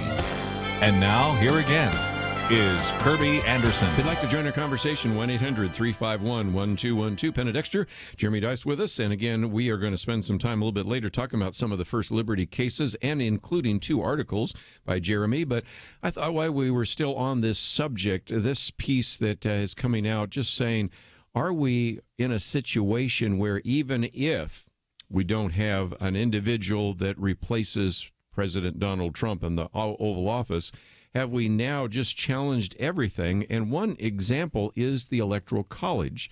And I thought it might be good just for a minute, Jeremy, to give some people some history of that, because you have Elizabeth Warren calling for that change. And anybody that's ever looked at the map of the United States and shown by county how many voted for the Republican president in the last couple of elections, how many voted for the Democrat president, it's pretty obvious that if we remove the Electoral College, then everybody's going to be going to Los Angeles, Chicago, New York. They're just going to avoid states like Iowa, Michigan, Wisconsin. Of course, you mentioned Rhode Island, Wyoming. Probably not going to focus on a lot of states, and as a result, really just be elected by the elitist, not elected by the Americans in general. Yeah, that's right. And it's the best diagram I've seen of it is a picture of the United States reorganized under a non-electoral system, and has this giant, almost the entire eastern seaboard of the state of New York, followed by a really big Florida that kind of creeps up to where Virginia is today. Texas takes over almost the entire Midwestern plains, and California makes up the entire western side of the country. And in the little tiny spots in between all those are all the rest of the other states, just kind of as about the size of Rhode Island or Delaware or something like that, just all kind of fit in all the circuits. That visually depicts the reason why the Electoral College system is necessary, that we elect a president, but we're electing them not just as individuals, we're electing them as a Republican grouping of states that say we are organized together in the United States of America to govern this country. Yes, the people govern them, but they govern best when they govern least. They govern smallest. And so we govern best within our local system, which builds up to a bigger system within our state system. That state system then is supposed to be a participant within the broader discussion of our electoral politics. And so we elect electors to go and speak for our own votes to say we're going to elect these individuals. It becomes really undemocratic once it gets past that tie vote, when it has to get into the Congress, right? And they have to be the ones to pick that. Thankfully, that's not really had to happen much in our system of government, but that's why the system is out there. As you pointed out, it forces politicians to go to places where they may not have to have gone anyway. And so you would be ruled under a pure democracy by, the politics of New York City, Los Angeles, and some of the other major cities that are on the list there. It'd be very rare for them to come to small town America to hear what your concerns are. You'd better be very good with what L.A. and New York think you ought to be governed under. This whole issue has risen because partly because Colorado became the next state to enter this interstate compact, where they would say whoever won the most votes in the country for president, their state would get behind that, which it totally wipes out really the vote of their people. I mean, what if Colorado went for Republicans and the national electoral vote went to, or the national popular vote went to the Democrat who was running? Their people would lose all voice, which is another bad implication of it. And I think, what candidates can go out and do under a full popular system is it can become sort of a mob rule. And it can also become a how many things can you promise to people, which is kind of what's going on right now. How many big government programs can you promise to people, I'm going to win, and they can't possibly do any of it. And that's clearly why this is being experimented with on the left, is that what they want to, that's where they know they get the younger votes especially, and those who want more of that socialized mentality. Look, this has been tried. The clear distinction between a pure democracy and a Republican democracy like ours is actually it's contemporary to the founding of our country as well. And in the French Revolution, they went to a pure democracy. Yes. That was rather bloody. That was not a good system for the people of, if you can get enough people ginned up to be able to say off of their heads, off go their heads. That's not the best system to work within. It is a good system to be able to say, look, we're going to make sure we govern together. What was the famous line, and I can't recall who said it right now, but government, democracy is the very best form of government except for all the rest. Yeah. The very worst form of government except for all the rest. Yeah, so it helps us understand why we use this system to be able to be as connected as we possibly can to each individual citizen. But we do that through a Republican form, meaning that this is a governed a broadly governed nation of United States. One other one I want to put on the table here is the idea of the ending the filibuster and packing the courts. Now, these kind of come together because what is starting to happen is, and I've been reading some of these blogs, don't recommend it for your daily quiet time, but, some of these very liberal blogs, as they're saying, look, we still have a problem. Democrats could control the House, which they do. They could eventually control the Senate, which they might. And they could even get a Democrat in the White House, in the Oval Office. But how are we going to pass the Green New Deal, Medicare for all, free college tuition, the living wage, government daycare? Because you have this thing called the filibuster, and so that is going to be hard to get it through the Senate. And then you've got the courts that they could go the wrong direction from their point of view. So they're starting to talk about some things that we've never really had too much discussion about. Yes, of course, they got rid of the filibuster for various judicial candidates, and we see how that's helped groups like First Liberty and others.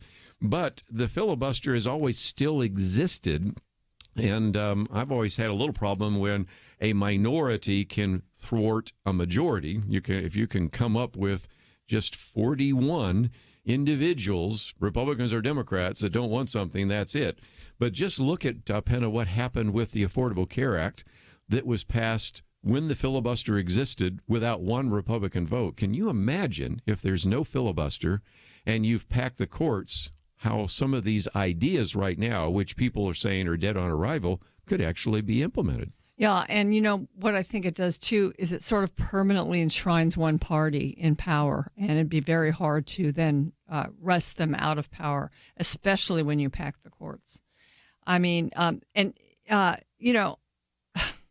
they're talking about that because finally, the justices on the Supreme Court and many of the other courts are committed to acting like judges and justices. Yes. They're not lawmakers. And so we've got a court that's operating the way a court should. And I think that a lot of these ideas about packing the courts want to move them back to being sort of legislative bodies. Well, why don't we want to pack the courts? I mean, don't we want like 25 more Clarence Thomases, right? And that's what we're talking about? I don't think so. We want to have 15 Justice Scalias on the Supreme Court. That's what they're talking about, right? Well, why is it that we come back to the packing the court discussion when things don't seem to be going the way that the left wants it to go on the court? I mean, if the American people cannot see the bald politicalization of the Supreme Court, a body that they even say they want to have as a neutral arbiter of justice in this country, then they are entirely blind and they deserve the future that they get of themselves. But this is a rank and open attempt to try to politicize a court to be able to do the dirty work that they know that they can't get through the American people. That is wrong. That is an oligarchy. It is not a democratic republic at all, and it is completely against what they purport to stand for themselves and should be condemned. It is amazing the ideas that are surfacing. Beto O'Rourke, for example, said, well, I know what we could do is we could have Republicans pick 5 justices, Democrats pick 5 justices, and then we'll let those justices pick 5 more. And I'm thinking this is just so thinking out of the box. This is the front runner right now as we stand for the nomination for the Democratic Party. Folks, just understand that the way that the Constitution outlines how nominations go forward is that the executive office gets that nomination. It's not the parties get the nomination. And by the way, just to play devil's advocate for a while, or at least to chase his proposal down, we've tried this system before at the state levels, not in Texas, yes, but in several states, that they have these nomination committees that are out there. Yes. And guess what they elect? They don't elect a down the middle of the road. They always get somehow a leftist that comes out of these things. It never produces a Justice Scalia or a Clarence Thomas or, well, heck, I'd settle for a John Marshall at this point. It doesn't resolve in those. It always comes out with a Sonia Sotomayor or a Ginsburg or something of that political or ideological stripe of jurist out there. So don't be fooled into this. Number one, it reveals a dramatically bad understanding of the Constitution in the person of Beto O'Rourke. But it also reveals what they're really genuinely after, is that they know that if we can get to this seemingly fair process of everybody gets one vote or whatever for these things, that they know that the result of that is going to be a justice or a judge who's going to uphold the left's way of viewing a judge to operate. Well, we're going to take a break, and in the next hour, we're certainly going to be getting into some of these religious liberty issues, maybe a little bit more on constitutional illiteracy. But I thought when we come back, just before we get into that in the next hour, I might talk about Israel. There have been some very important things coming down this week that you need to know about. We'll be right back.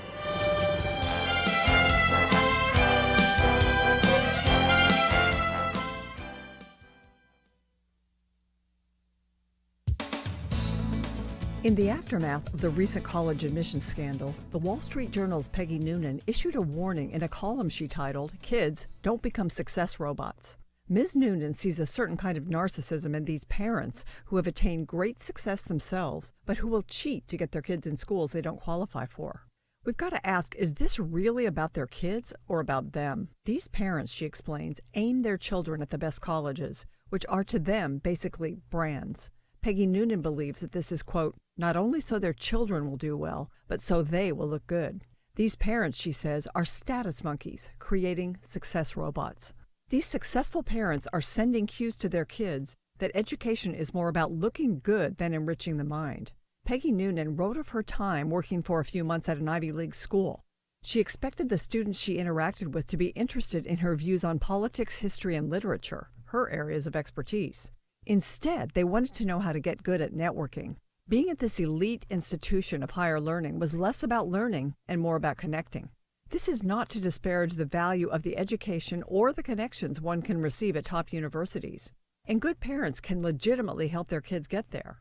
To Christian families, if your child can get into Yale, if your kid is bright enough and has worked to earn entrance in an elite institution and is ready for the leftist indoctrination that will come, prayerfully send him or her off with your blessing. We need believers at the highest echelons of society. We should ask, where will this student thrive and learn? Ms. Noonan's advice to students considering college is aim at smaller, second-tier colleges, places of low-key harmony, religiously affiliated when possible, and get a real education. For Point of View, I'm Penna Dexter.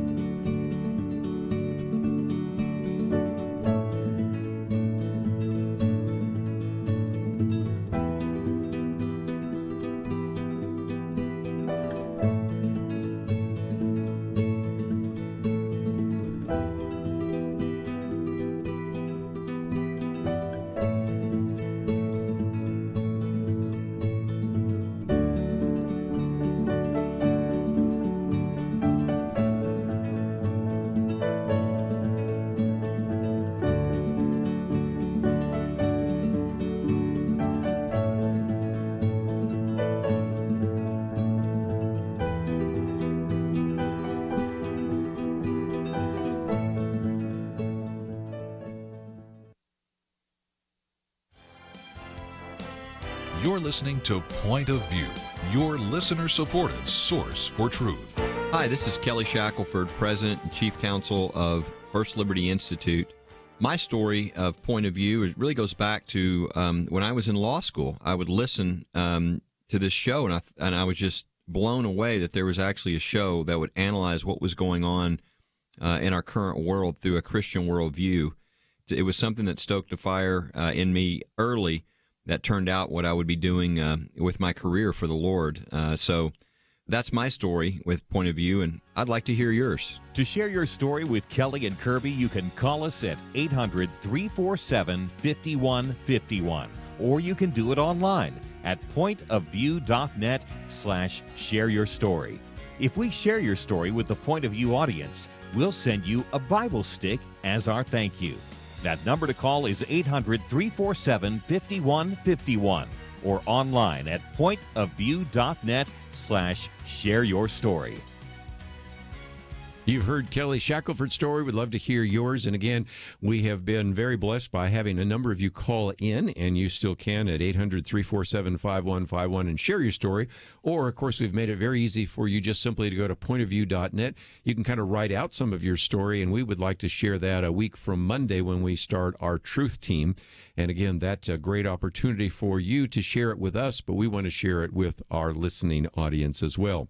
Just before we get into in the next hour topics ranging from religious liberty, some really great success stories there, and abortion, I wanted for just a minute, Penna and I, maybe to chat about a couple of things happening in foreign policy, one of which is ISIS is basically crushed.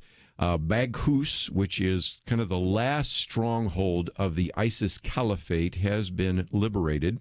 According to Benjamin Hall, who's a Fox News reporter, the bombs have stopped dropping and the gunfire has disappeared. Troops here are now bringing down the black flags of ISIS. The flags no longer fly over the town, instilling fear. So again, that has been a victory. I thought I'd mention that. But also we've posted a very good piece, Why Care About Israel? And I wanted to do that because just last week we had Joel Rosenberg in here, and we talked about, at that time, his meeting with the president and the vice president and telling the president, we're so grateful that you moved the embassy from Tel Aviv to Jerusalem.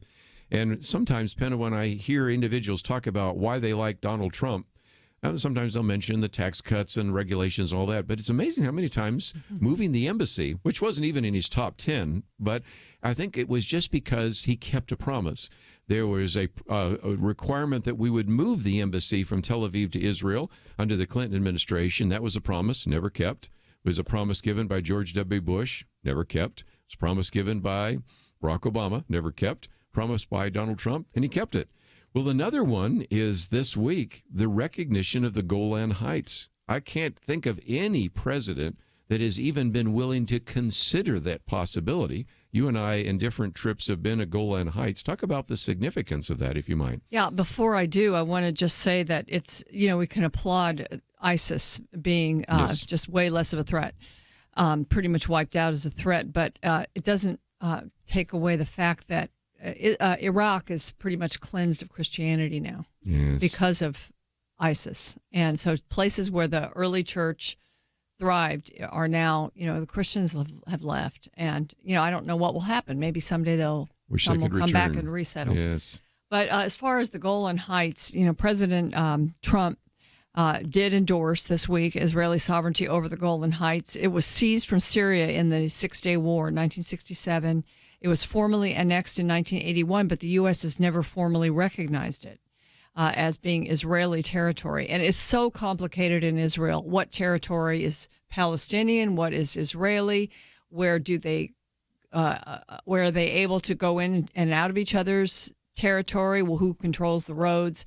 It's all very complicated. I've been there 3 times in the last 4 years, and I still could not explain to you that situation. But I will say I have been up to the Golan Heights, and of course across you can see Syria. Yes, you can see it. And right it's becoming more and more, because of all the civil war in Syria, it's becoming more and more of a strategic issue. And so I think it was an important time for Trump to say that we will recognize Israeli sovereignty over it. He did it partly to keep a campaign promise, and also I think to help Netanyahu, who's facing a tough re-election right now. And So the U.S. sees this as land that if we ever had a Palestinian, like a 2-state solution, that land could be ceded back to Syria. And I think what's happened because of the civil war in Syria is that there is less and less chance that that kind of an agreement is ever going to happen. I just can't imagine because of security for Israel.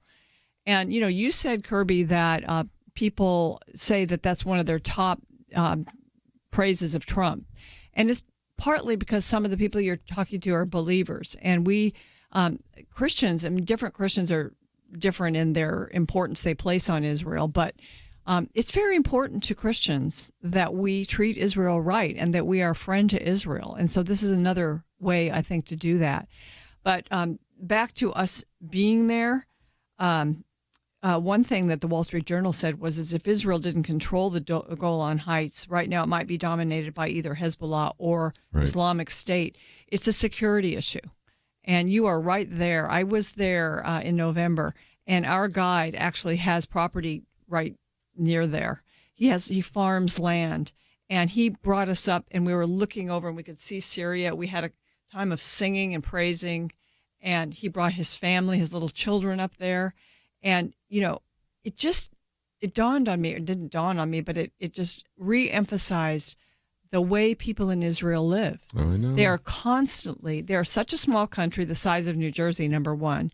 And number two, they have their enemies very close at hand. First of all, they're surrounded by Arab countries. And second of all, even within the country of Israel, it's so divided and carved up as to who controls it. So for the U.S. to recognize this, stand behind it, it's very encouraging to Israelis. And I think it was a wonderful move by President Trump. Jeremy, this is a kind of a mountainous area. You can look in that direction and you can see the road to Damascus. You remember somebody finding Jesus on the road to Damascus. Okay, but again, you give that up, that high point, whether, anybody that lives near something where there's a mountain, you recognize that a mountain is a strategic value for your defense, but it also can be used by your enemies against you. And that's right. And I've been there myself as well, and it's a lovely part of the country, but it is, you feel how very close it is. It does not take a very advanced weapon for that to make a very significant impact upon a very strategic area of the country that acts as a significant northern border northeastern border for the nation of Israel. And so, yeah, it's a good move by the government to recognize that there is a need not to expand the nation of Israel, but to recognize what is rightfully theirs under a number of international agreements that have existed throughout a long period of time. So it's good that the country is taking clear steps to say, look, let's calm things down and recognize what is actually correct here.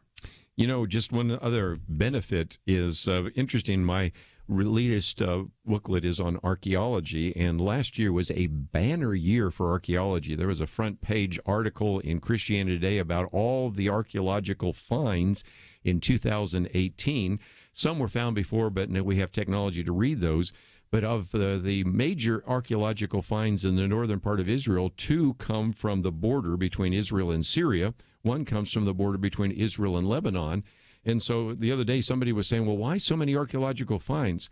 Well, it so happens that there isn't fighting there right now, and you can do archaeology. Or in the south, in Tel Lachish, where they're doing all the digs right now, that's where Gaza rockets used to land. When rockets aren't landing, you can do some archaeology. And so last year was a banner year for archaeology as well. We'll take a break, come back with more right after this.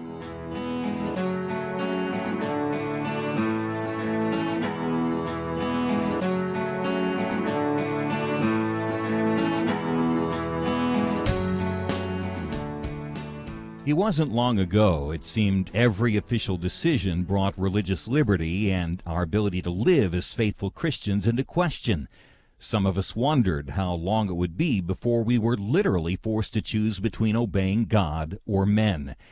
That pressure seems to have subsided just a bit, and now is the time not to take a breath, but to work as hard as we can for the future of our nation.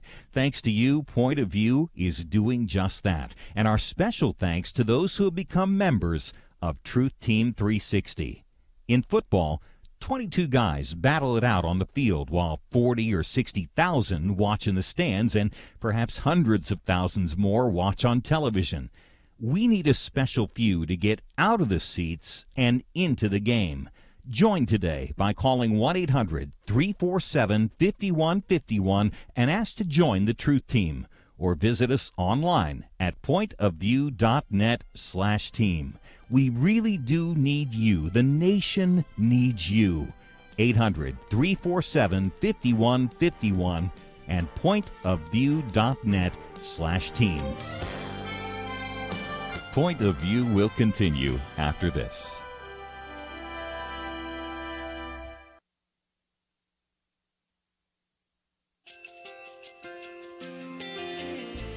I just want to thank you so much for all the wonderful programming you have. You're just absolutely fantastic. I recently started listening to Point of View, and I really found it interesting because of the different subjects you cover. Thank you for that. I really appreciate everything that you do in keeping us informed.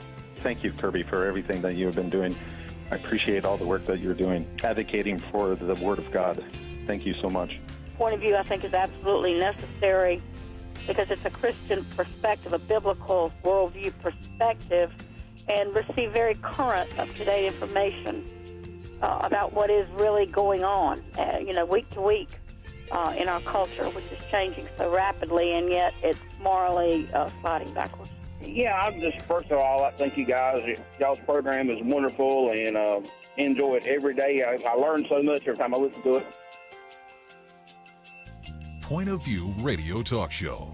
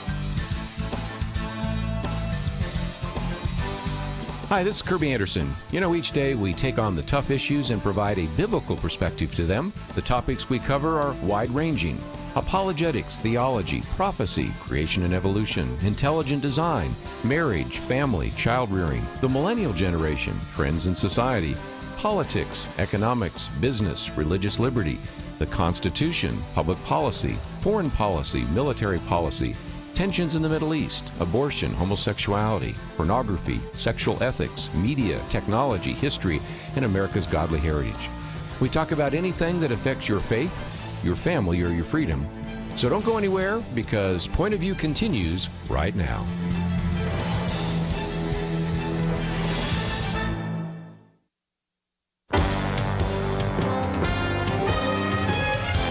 Across America, live. This is Point of View.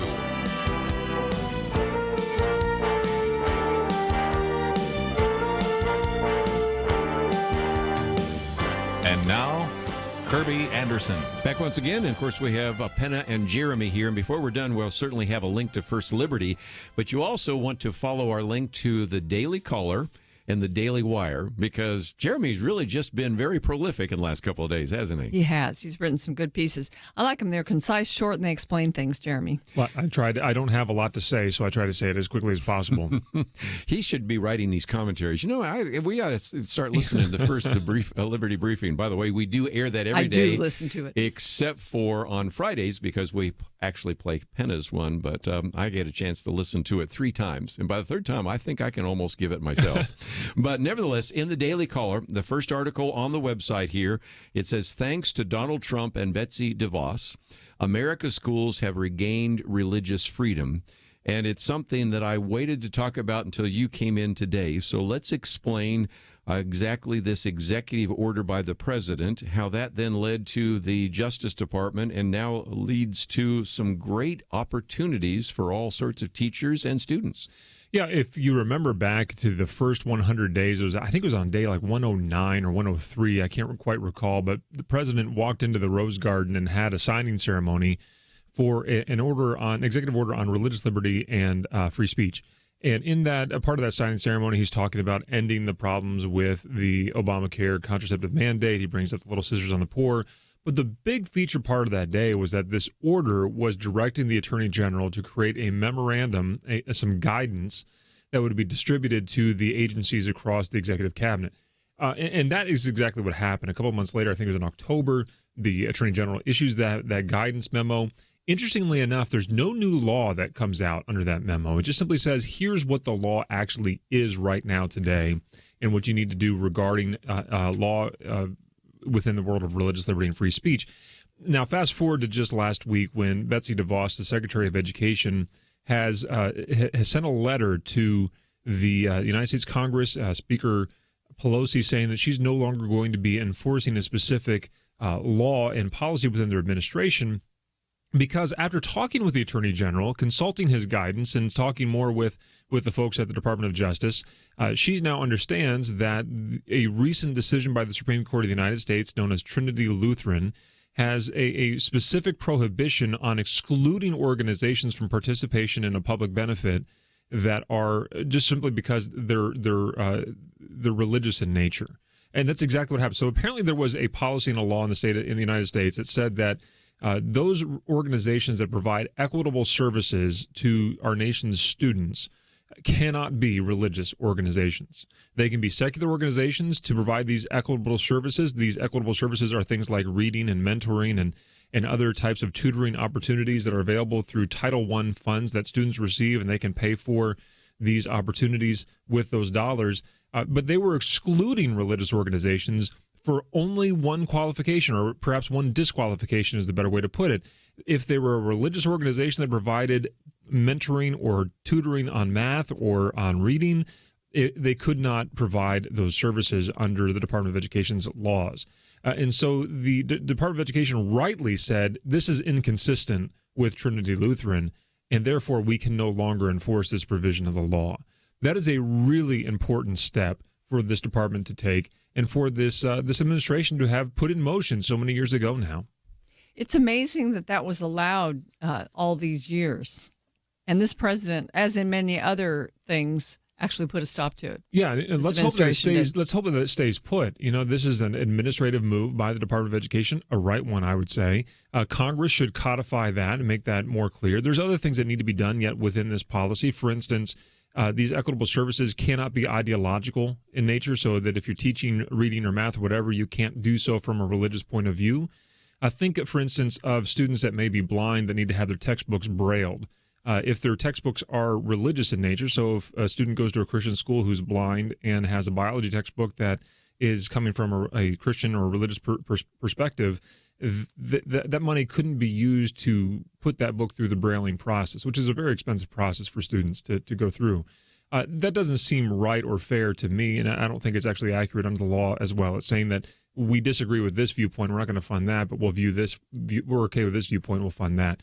That needs to be corrected yet as well. But what the Department of Education has done well here is to say individuals who participate in providing educational services, equitable services that are provided under this law, they're all welcome to do it. If you can teach a kid to read, come in and teach a kid to read. If you can teach a kid how to do math, teach a kid how to do math. We're not going to question you because you come from a religious point of view. That's not just fair. That's right. That's good. And this administration should be commended for the work that they've done on it. One of the things that this is tied to is the Trinity Lutheran case. Penna's written about that. I've written about that. I just typed it into the search engine and found out that, we had articles that I've written about tires and religious liberty. Who would have expected that something about tearing up tires and making those available for not only public playgrounds and secular schools, but Christian schools would tie into this? Also a David French article and some others. But Penna, just gets back to some of the things you and I have written about before. What at first looks like kind of an innocuous case ends up being a foundational case and has led now to this decision, first from Education Secretary Betsy DeVos as well as President Donald Trump. Yes, we looked at that Trinity case, and it was like about a funding for schools or organizations, and the Trinity Lutheran was a school that was Christian, and so was being prohibited from getting this special kind of safe playground material. And so it went all the way to the Supreme Court, and the Supreme Court said they had the right to get that. And you kind of wonder, well, how narrow is that? And it turns out it's not so narrow, that it's being used for other religious liberty kinds of questions. And you'd have a footnote with John Roberts, right? Yeah, John Roberts Chief Justice Roberts put a footnote in there that said that this is really limited to this kind of a scenario, not to be expanded beyond that. So there's going to be some litigation that's going to come over this decision by the Department of Education. But my advice to religious organizations that are out there that have wanted to participate in this, do it right now. Go out there and provide these services. You have the freedom and the right to be able to do that. And if someone tries to take that away from you or deny you of that, give First Liberty Institute a call. And because this is an important thing that Department of Education has done here, and they need to have the support by those who have been saying, we want this to happen. So now's your chance. Go do it. Let me just encourage you to actually go to the picture of Jeremy. And right next to it there, it will take you to firstliberty.org. They sort of revamped their website. And first of all, I love the picture. You got you and Kelly Shackelford and Mike walking out of the Supreme Court. You don't look as cold as you probably were feeling at the time. But nevertheless, you also have buttons at the bottom, which I think are very good. School, military, house of worship, community. So if you are aware of a story like this, and in just a few minutes we're going to talk about one having to do with a school district in Texas, but there are probably others like that, there's a place for you to contact those individuals. And as we come back and talk about this second story, the first one was in the Daily Caller, the second one's in the Daily Wire. I hope that you'll take the time, maybe print them out, and maybe find a teacher, a Sunday school teacher, maybe a principal, an administrator, somebody like that, and pass it on to them. Just educate them about those issues, because when we come back, we're going to talk about another case, which does get Jeremy to roll his eyes a little bit. This one's the crazy one, but he's written about this as well in the Daily Wire, and we have that on our website as well. So we'll take a break and talk about that case right after this.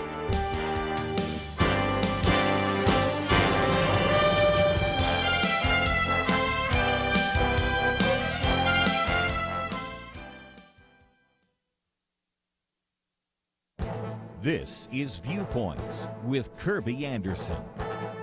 Americans don't know much about the Constitution, and it apparently is getting worse. 9 years ago, I wrote and recorded a commentary about constitutional literacy. Back then, I quoted John Whitehead of the Rutherford Institute, who testified before a subcommittee of the Senate Judiciary Committee concerning the rule of law. He provided some alarming statistics based upon a survey done about 10 years ago. They found that only 1 in 4 Americans could name more than one of the freedoms guaranteed by the First Amendment. In one study, they found that only 1 person out of 1,000 people could name all 5 First Amendment freedoms. Those would be the freedom of religion, speech, press, and assembly, along with the right to petition the government for redress of grievances. I thought about those statistics when I read an editorial written by Cal Thomas. He quoted from a recent poll conducted by the University of Pennsylvania's Annenberg Public Policy Center. They found that 37% of those interviewed could not name any of the 5 rights protected in the First Amendment. You know, nearly a decade ago, we were lamenting how few could name more than one of the First Amendment freedoms. Today, more than a third cannot name any of the freedoms in the First Amendment. Americans are not only ignorant of the Constitution, many are ignorant of the structure of government. A third could not name one of the 3 branches of government, and about 1/4 could correctly name all 3. Unfortunately, some of these Americans who are ignorant of the Constitution and of our government actually vote in elections.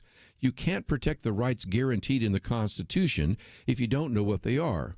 You can't protect our system of government if you don't know how it is structured. I hope you can see that we have lots of work to do to educate Americans about the Constitution.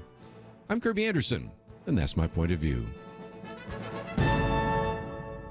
For a free copy of Kerby's booklet, A Biblical View on Socialism, go to viewpoints.info/socialism. That's viewpoints.info/socialism.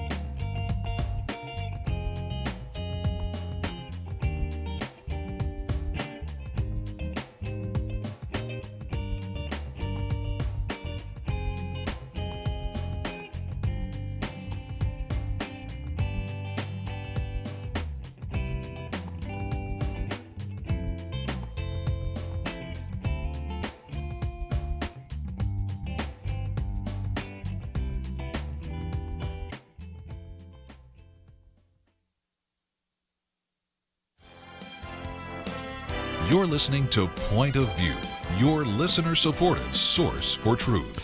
Okay, we got another article we wanted to put on the website, and you can find it. It's not the first article. It's actually the last article. It was added it just recently. I have in front of me the news release, but also now there's an article in the Daily Wire.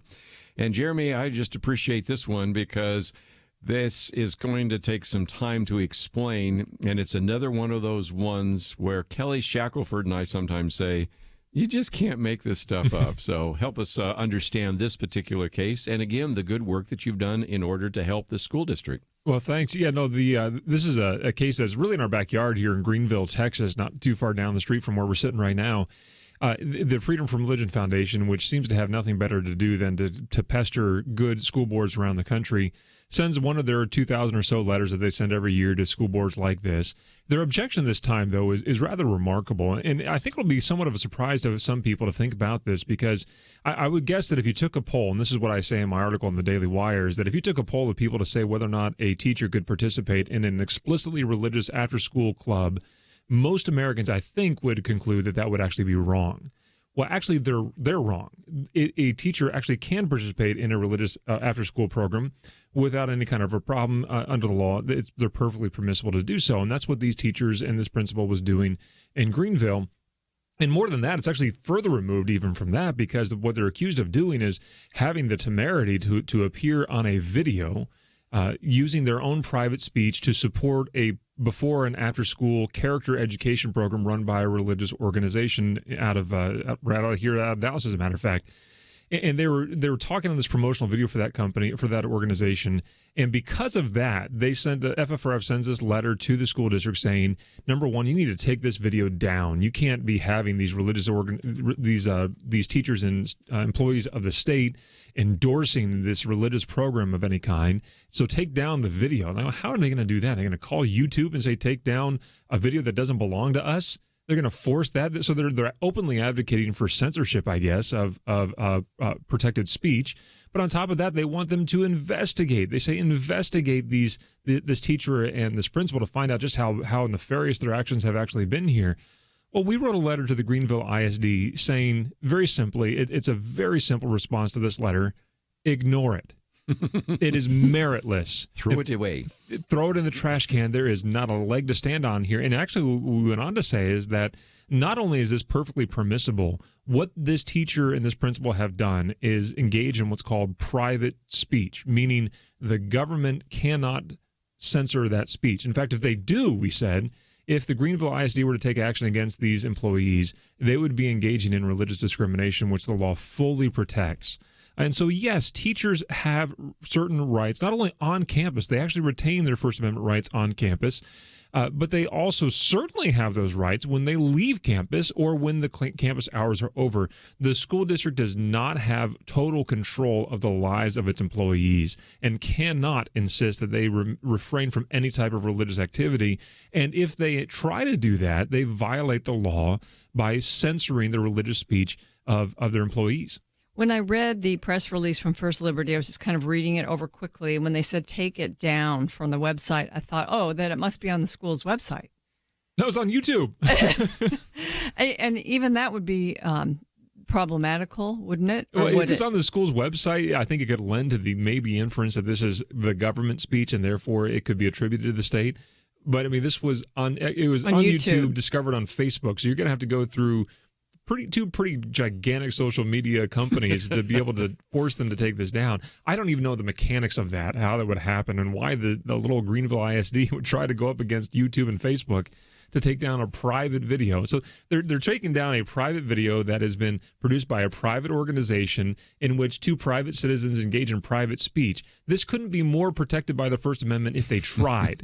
And so if the school district had done that, it would be a real problem. Now, thankfully, I think we have a school district here that is sympathetic to the teachers and completely unsympathetic to the other side here. And we're just simply trying to affirm them, to say, look, you don't have to do anything about it. Just ignore this letter. It's going to solve no problems at all. And in fact, if you engage in this at all, you're going to cause more problems. So just throw the paper away or put it in the bottom of your bird cage. That's about all it's useful for right now. Just get rid of it. So again, two very good articles. One, of course, as we mentioned, from the Daily Caller, one from the Daily Wire. And again, my assignment to you is maybe to print those out and pass them on to someone. You know a student, you know a teacher, you know an administrator, a principal, somebody that would benefit from that. But I thought just before we take a break, I would take one more. Because our friends, and I put this in quotes, the Freedom from Religion Foundation actually raised the question as to whether or not ministers could get a housing allowance. And this one probably relates to more than just teachers. It relates to every pastor in the country, because most pastors actually have a housing allowance. Well, they brought suit, and they won in the lower federal district court. And so that was kind of a, ding, ding, ding, ding, ding. All of a sudden people saying, wait a minute, where is this going to go? Well, again, I bring you good news because on this March 15th, the U.S. 7th Circuit Court of Appeals unanimously reversed the earlier decision against the long-standing housing allowance for ministers. So this is one time when people did not ignore the Freedom from Religion Foundation, but instead went ahead. And they actually won in the district court, but by the time it got to the circuit court, when it's unanimously reversed, I think that's pretty much over. But I will never leave it to our Freedom from Religion Foundation to try to file that with the Supreme Court. So is this is the idea that that money, that housing allowance would be taxable? Right. Correct? And so the opponents, Freedom from Religion Foundation and others, were saying it should be taxed. Yes. Well, and it's something that ministers have always had. It's a little bit more nefarious than that, though, because what they're saying in their complaints and in their arguments here is that, in fact, by providing them an exemption of taxation, what the government is doing is subsidizing a religious organization, a religious individual in contradiction with the First Amendment. And the court just simply laughed them out of court with that. I mean, they really did. They just said that is absolutely absurd that this would be the case. In fact, that this exemption has existed from before our country existed. This has always been around. This is not an excessive entanglement with government and religion. It is simply recognizing that the power of Congress is to be able to provide exemptions to those to whom they wish to provide exemptions to. It's okay to be able to do that. And it's very important in the context of religious ministry for these, especially local religious bodies that don't have a huge income to come in here. This is a very good way of being able to support their called minister or their called religious leader so that they can actually do the work of the body here and so better the community itself. And so the deleterious effect that would come with denying this exemption is far, far worse than any potential problem with church-state separation, so-called.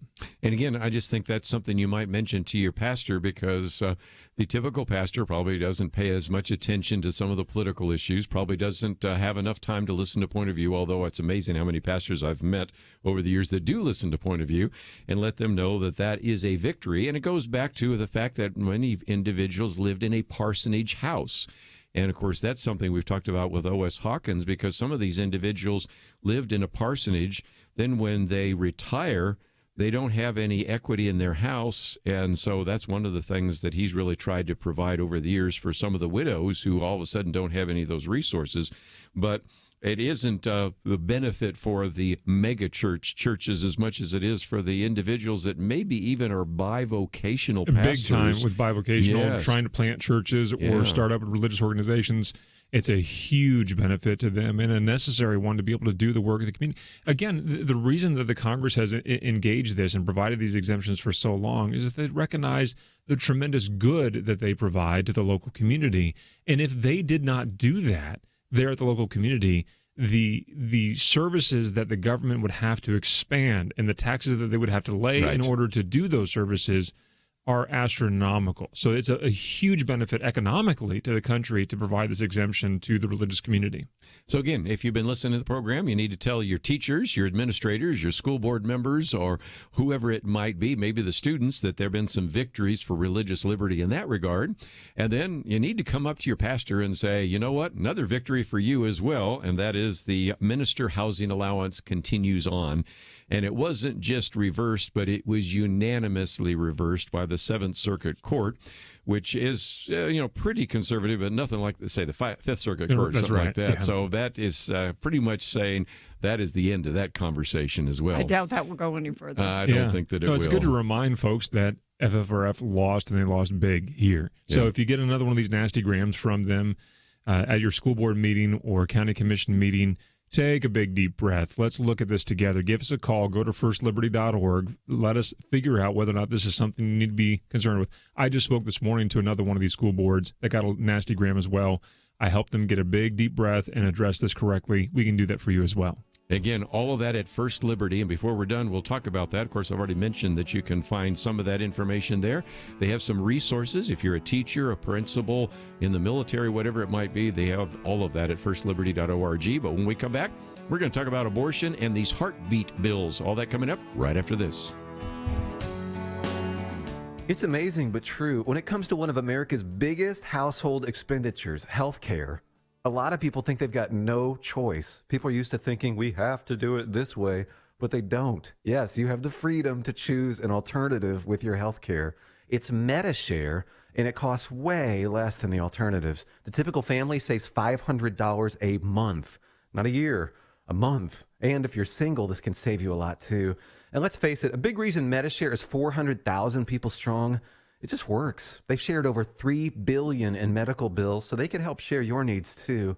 Joining MediShare for so many people is one of those things that makes you say, why didn't I do this before? So yes, the time has come for something better. Look into joining MediShare and see why so many people are opting out of the old way and into the new. Why not look into this? Just call 855-90-BIBLE. That's 855-90-BIBLE.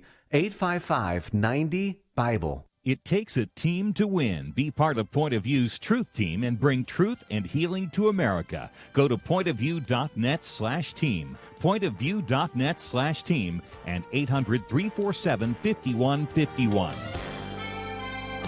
Point of View will continue after this.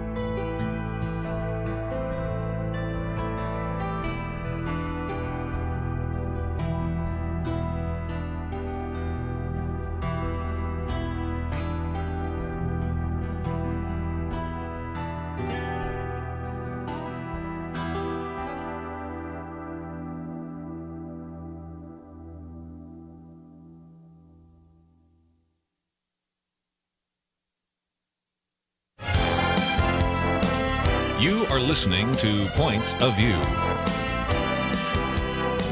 The opinions expressed on Point of View do not necessarily reflect the views of the management or staff of this station.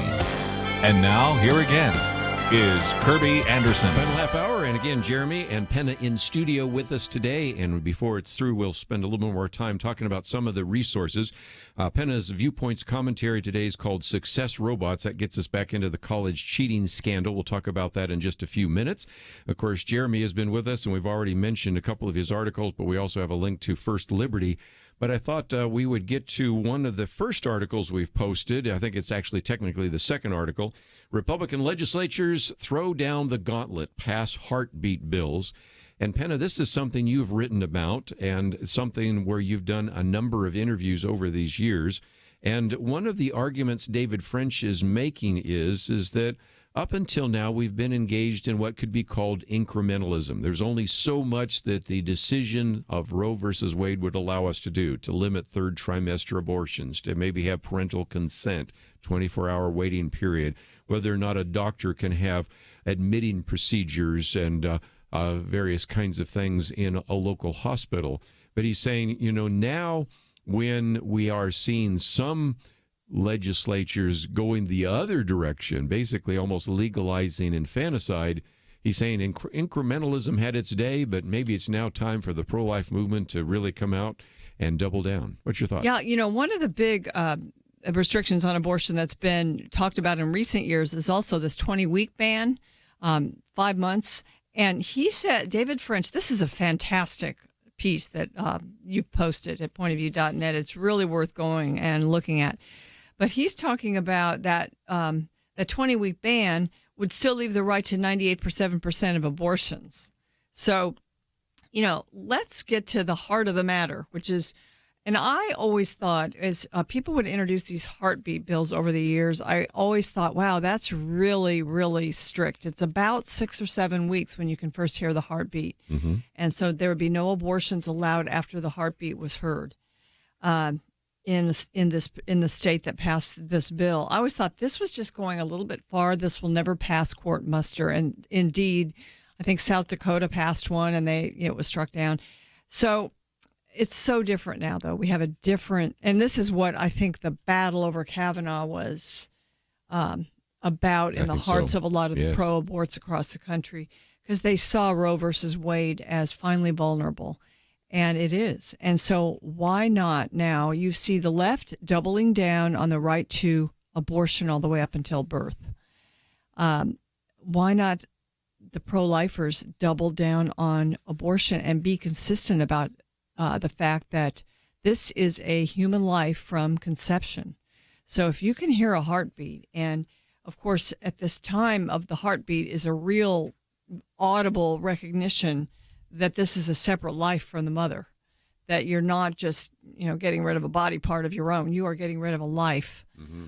And so we've had these bills. We've had actually the state of Texas where we sit, there's one in the mix as our legislature is meeting. We talked about it with Briscoe Cain, who's a state legislator. Georgia has, I believe the heartbeat bill has passed one of their bodies and needs to go to the other. You've had Tennessee, they're considering one. Iowa passed one. Kentucky passed one. Mississippi had one signed by their governor this week. So it's a bold step, but it's a consistent step if you believe that human life is from conception. And there's no denying that anymore because of science. So I think David French is just saying, listen, the pro-life movement needs to stop pussyfooting around. It was right to restrict abortion, and those were the things that we could get done. But now we can get something else done, and we need to do it. So again, those are some points that are in the website, and you can certainly follow it. But again, he says if a movement is truly pro-life and a majority of the state's voters want to protect and foster a culture of life, then it's time. It's time to throw down the gauntlet, declare to the world and to the court that the era of incrementalism is over. And the culture is changing. And Jeremy, you've talked about this before. We always use the phrase that politics is downstream from culture, or to look at it another way, culture is upstream. But he talks about the idea that the cultural winds are changing.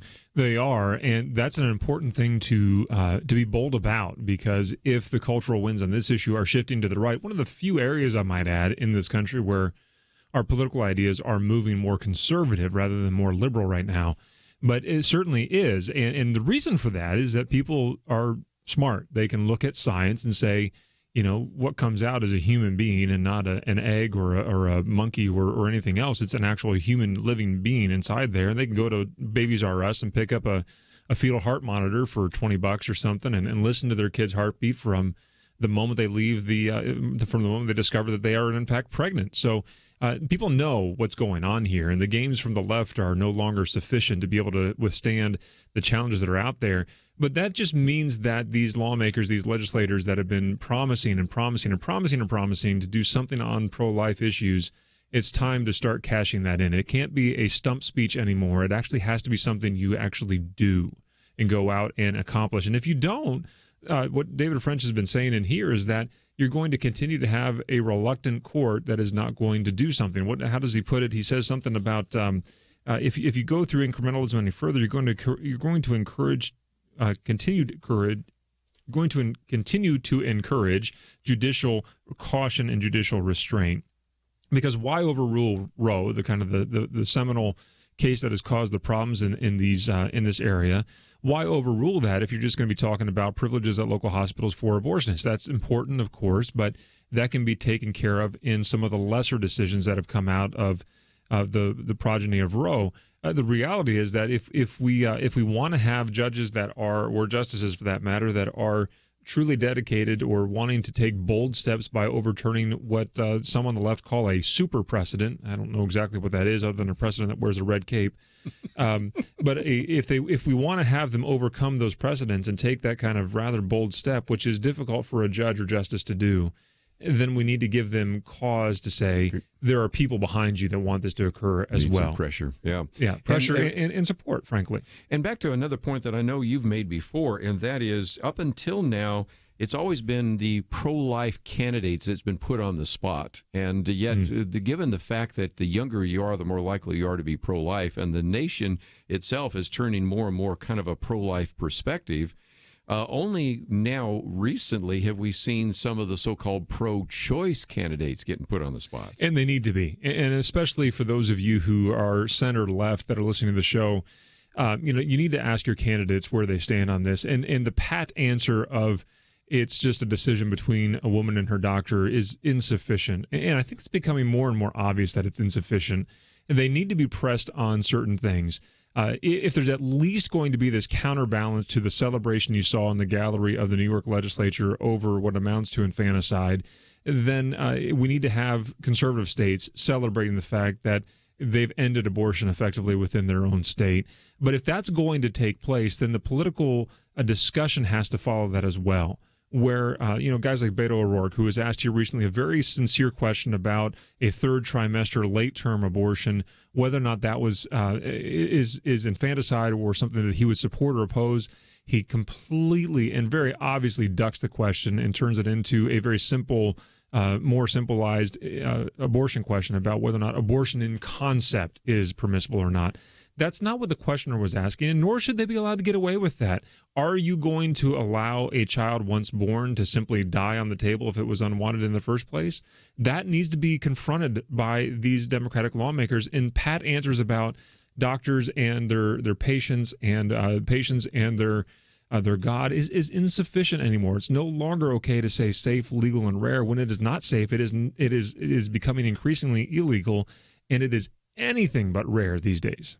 It occurs to me what an education our country is going to get on some issues that we haven't talked about because they've been so far to the left, like the late-term abortion, like Medicare for all, like the Green New Deal.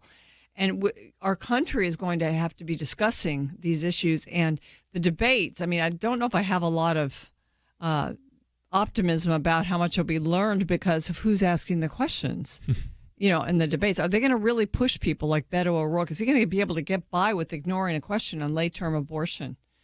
And, it's all in who's asking the questions. Well, what questions are they asking? When the DNC is canceling out any debates hosted by conservative or theoretically conservative Fox News, it doesn't seem exactly bipartisan, or at least trying to get to the heart of the matter when you've got friends asking friendly questions. That's not going to be the hard-hitting thing that most Americans are going to need to see the truth of things. But I think there's going to be a bit of a bit of a blood sport within these candidates themselves, trying to attack each other to get further left, which is somewhat frightening. I think so. So anyway, this is an article that I thought was very good. Those of you that are pro-life need to read it. But as Jeremy was saying, those of you that even call yourself pro-choice need to read it and say, what about this? Where are we headed? We're taking a break, obviously. And if you would be listening online, you'll hear Penna Dexter's commentary right now called Success Robots. It's really based on Peggy Noonan's column, Kids Don't Become Success Robots. And it kind of gets us back to the college admissions scandal. So we'll get into that right after this.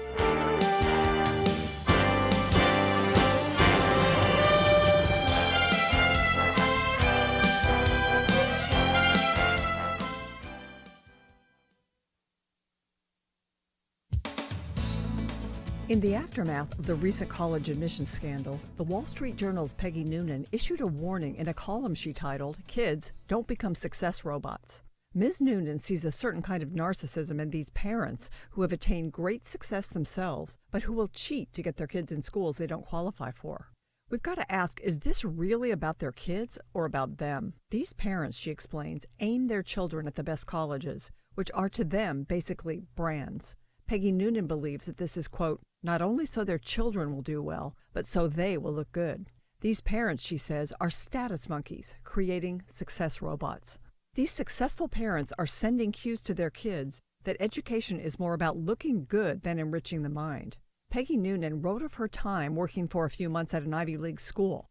She expected the students she interacted with to be interested in her views on politics, history, and literature, her areas of expertise. Instead, they wanted to know how to get good at networking. Being at this elite institution of higher learning was less about learning and more about connecting. This is not to disparage the value of the education or the connections one can receive at top universities. And good parents can legitimately help their kids get there. To Christian families, if your child can get into Yale, if your kid is bright enough and has worked to earn entrance in an elite institution and is ready for the leftist indoctrination that will come, prayerfully send him or her off with your blessing. We need believers at the highest echelons of society. We should ask, where will this student thrive and learn? Ms. Noonan's advice to students considering college is aim at smaller, second-tier colleges, places of low-key harmony, religiously affiliated when possible, and get a real education. For Point of View, I'm Penna Dexter.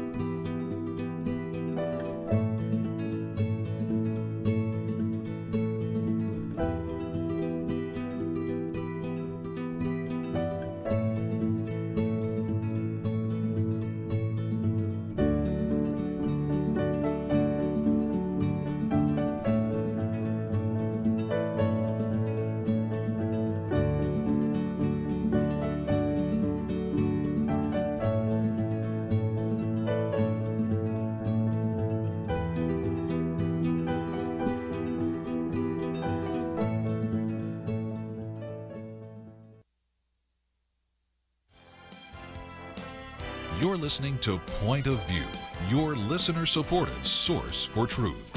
Hi, this is Kelly Shackelford, President and Chief Counsel of First Liberty Institute. My story of Point of View really goes back to when I was in law school. I would listen to this show, and I was just blown away that there was actually a show that would analyze what was going on in our current world through a Christian worldview.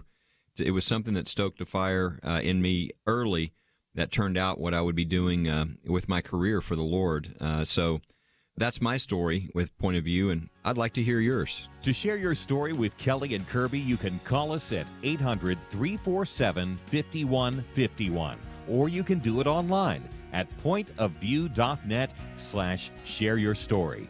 If we share your story with the Point of View audience, we'll send you a Bible stick as our thank you. That number to call is 800-347-5151 or online at pointofview.net/share-your-story. Kelly's story is a lot of fun because, the program used to air from 1 to 3 o'clock, still does, but they would rebroadcast it at night on KBBW, which was the station there in Waco. And so this student in law school listening at night, listened to this guy, Marlon Maddox, and then Kerby Anderson and Penna Dexter and some of these and go, that's kind of interesting. What about that? And, of course, Jeremy's told his story about listening when he's waiting for his sister to finish. And so we've heard their stories, and again, we'll repeat them probably sometime next week or the week after, but we'd like to hear your story. So if you can share that with us, we would really appreciate that. And you can go to the website and write it out, or you can call 800-347-5151. One of the other things we encourage you to do when you go to the website is sign up to get the Viewpoints commentaries. You'll get mine Monday through Friday and Penna Dexter's on Saturday. Your commentary, which we just heard a minute ago, Success Robots. Peggy Noonan, you love her writing. Again, kids don't become success robots, and this college admissions scandal really emphasizes that, doesn't it? It did. I just thought, I think a lot of people had sort of a visceral reaction about who do these people think they are, that they could buy their child's way in, really steal somebody else's place, and just all the things that happen with taking spots on sports teams when you've never played the sport, paying someone else to take the SAT and ACT tests. All of it is crazy. And so, the question Peggy Noonan asked was, who is this about? Well, she didn't ask the question. She knows who it's about. It's about the parents. It's not about the kids. Kids can get a wonderful education at a number of colleges across the country. And to cheat to get your child in is not doing them any favors. It's really probably buying some status for yourself. She says that these parents aim their children at the best colleges, which are to them basically brands. So in other words, to be able to say at the cocktail party that my child is attending Harvard or Yale or, whatever. There were several schools mentioned. The University of Texas was one of them. Georgetown, I believe, was one, Wake Forest. And USC, where I went to school, which is shocking to me. But anyway, she said that these parents are status monkeys creating success robots, and her column was pointed at the kids themselves. Don't be a success robot. Right. Don't become a success robot. For one thing, parents are way too involved in the college process in some children's lives. And, managing that process. I mean, I know some boys especially need to be directed. They need to have some deadlines put on them. Yeah. But the kids they're going to have to navigate college. They need to get themselves into the college. They don't need to have their way bought into the college. And she wrote of her time that was interesting working at an Ivy League school for a short time. And she, she's an expert in so many things, but they weren't asking her about the things she's an expert in, politics and all of that. They were asking her about networking, because college is seen, and I think these stars and these successful people that were doing this and participating in the scandal, they see it as more of a where do you meet the right people? Where do you get that name behind you that I graduated from so-and-so school? More than about actually having your mind formed and learning things. And, I've been seeing various stories, Jeremy and Kerby, coming out since this that have shown studies that have been done on how people succeeded that went to Harvard or went to just a more, state school or whatever. And there's so many other things that determine success that are much more than the school that you went to. That's very true. It has to do with your work ethic. It has to do with how you delved into the subject matter. And so it just shows what a waste this is. And the end of it was, I thought, for Christians and believers who are looking at this, the end of her piece said, look for a school where there's a different kind of atmosphere there, where it's more low-key, there's a sense of harmony, and a religious school if possible, which I thought was an interesting recommendation that she made.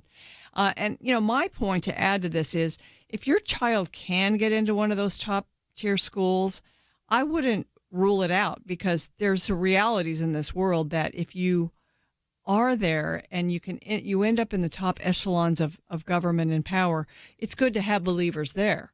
So the kids that can get in there on their own and can handle the liberalism and the indoctrination that's going to be thrown at them should by all means go. But this is not a brand that everybody has to aim for. That's such a good point.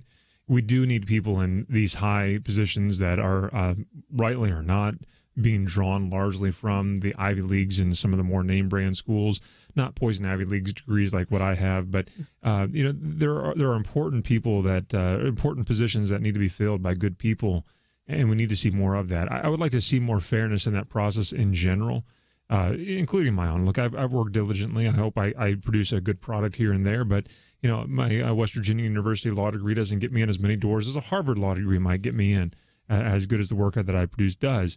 And so there's some needed realities that need to be adjusted within this process. Yes. But at the very center of this entire thing is a selfish greed that is evidencing itself here, and it's probably good that it has come out.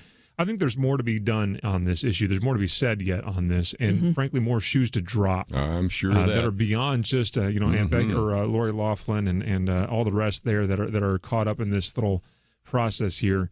And we oughtn't cast our stones too hard against those individuals. They've done the wrong thing. They're going to pay or not pay according to whatever system they get into for their crime. But the reality is, but for the grace of God, we would go into these situations as well. How many little white lies led up to this little moment that they thought they would get away with? And we're reminded here again of the presence of not only the presence, but the grip of sin that has on our world here today that causes people to want to sacrifice literally hundreds of thousands and millions of dollars to achieve some sort of status and notoriety amongst us. Fame is a difficult thing and is something that probably should be avoided rather than sought, because it leads to difficult things like this. And Proverbs talks about a lot about that kind of thing too. So it's a good reminder to us, this parable that is playing itself out in real life in front of us here, that wealth is not everything that it's cracked up to be. Hard work is much more valued over the ability to spend $1 or to max out your credit card. Well, again, Proverbs 10, verse 9, whoever walks in integrity walks securely, but whoever makes his ways crooked will be found out. And we found that out, certainly the case. I think you both have been to the Garden Tomb, haven't you, in Jerusalem?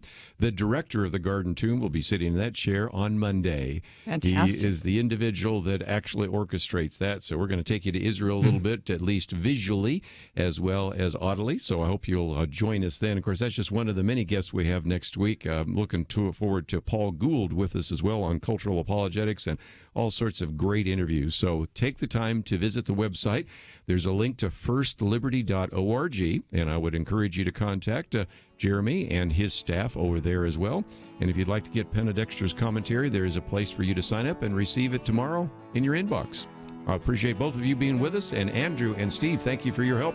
Have a great weekend. We'll see you back here on Monday right here on Point of View.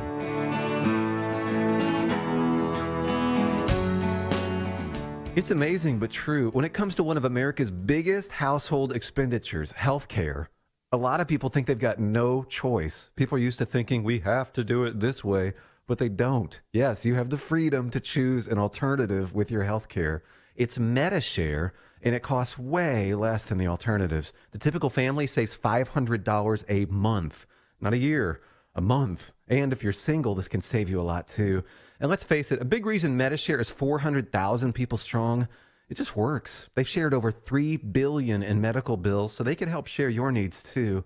Joining MediShare for so many people is one of those things that makes you say, why didn't I do this before? So yes, the time has come for something better. Look into joining MediShare and see why so many people are opting out of the old way and into the new. Why not look into this? Just call 855-90-BIBLE. That's 855-90-BIBLE. 855-90-BIBLE. It takes a team to win. Be part of Point of View's Truth Team and bring truth and healing to America. Go to pointofview.net/team, pointofview.net/team, and 800-347-5151.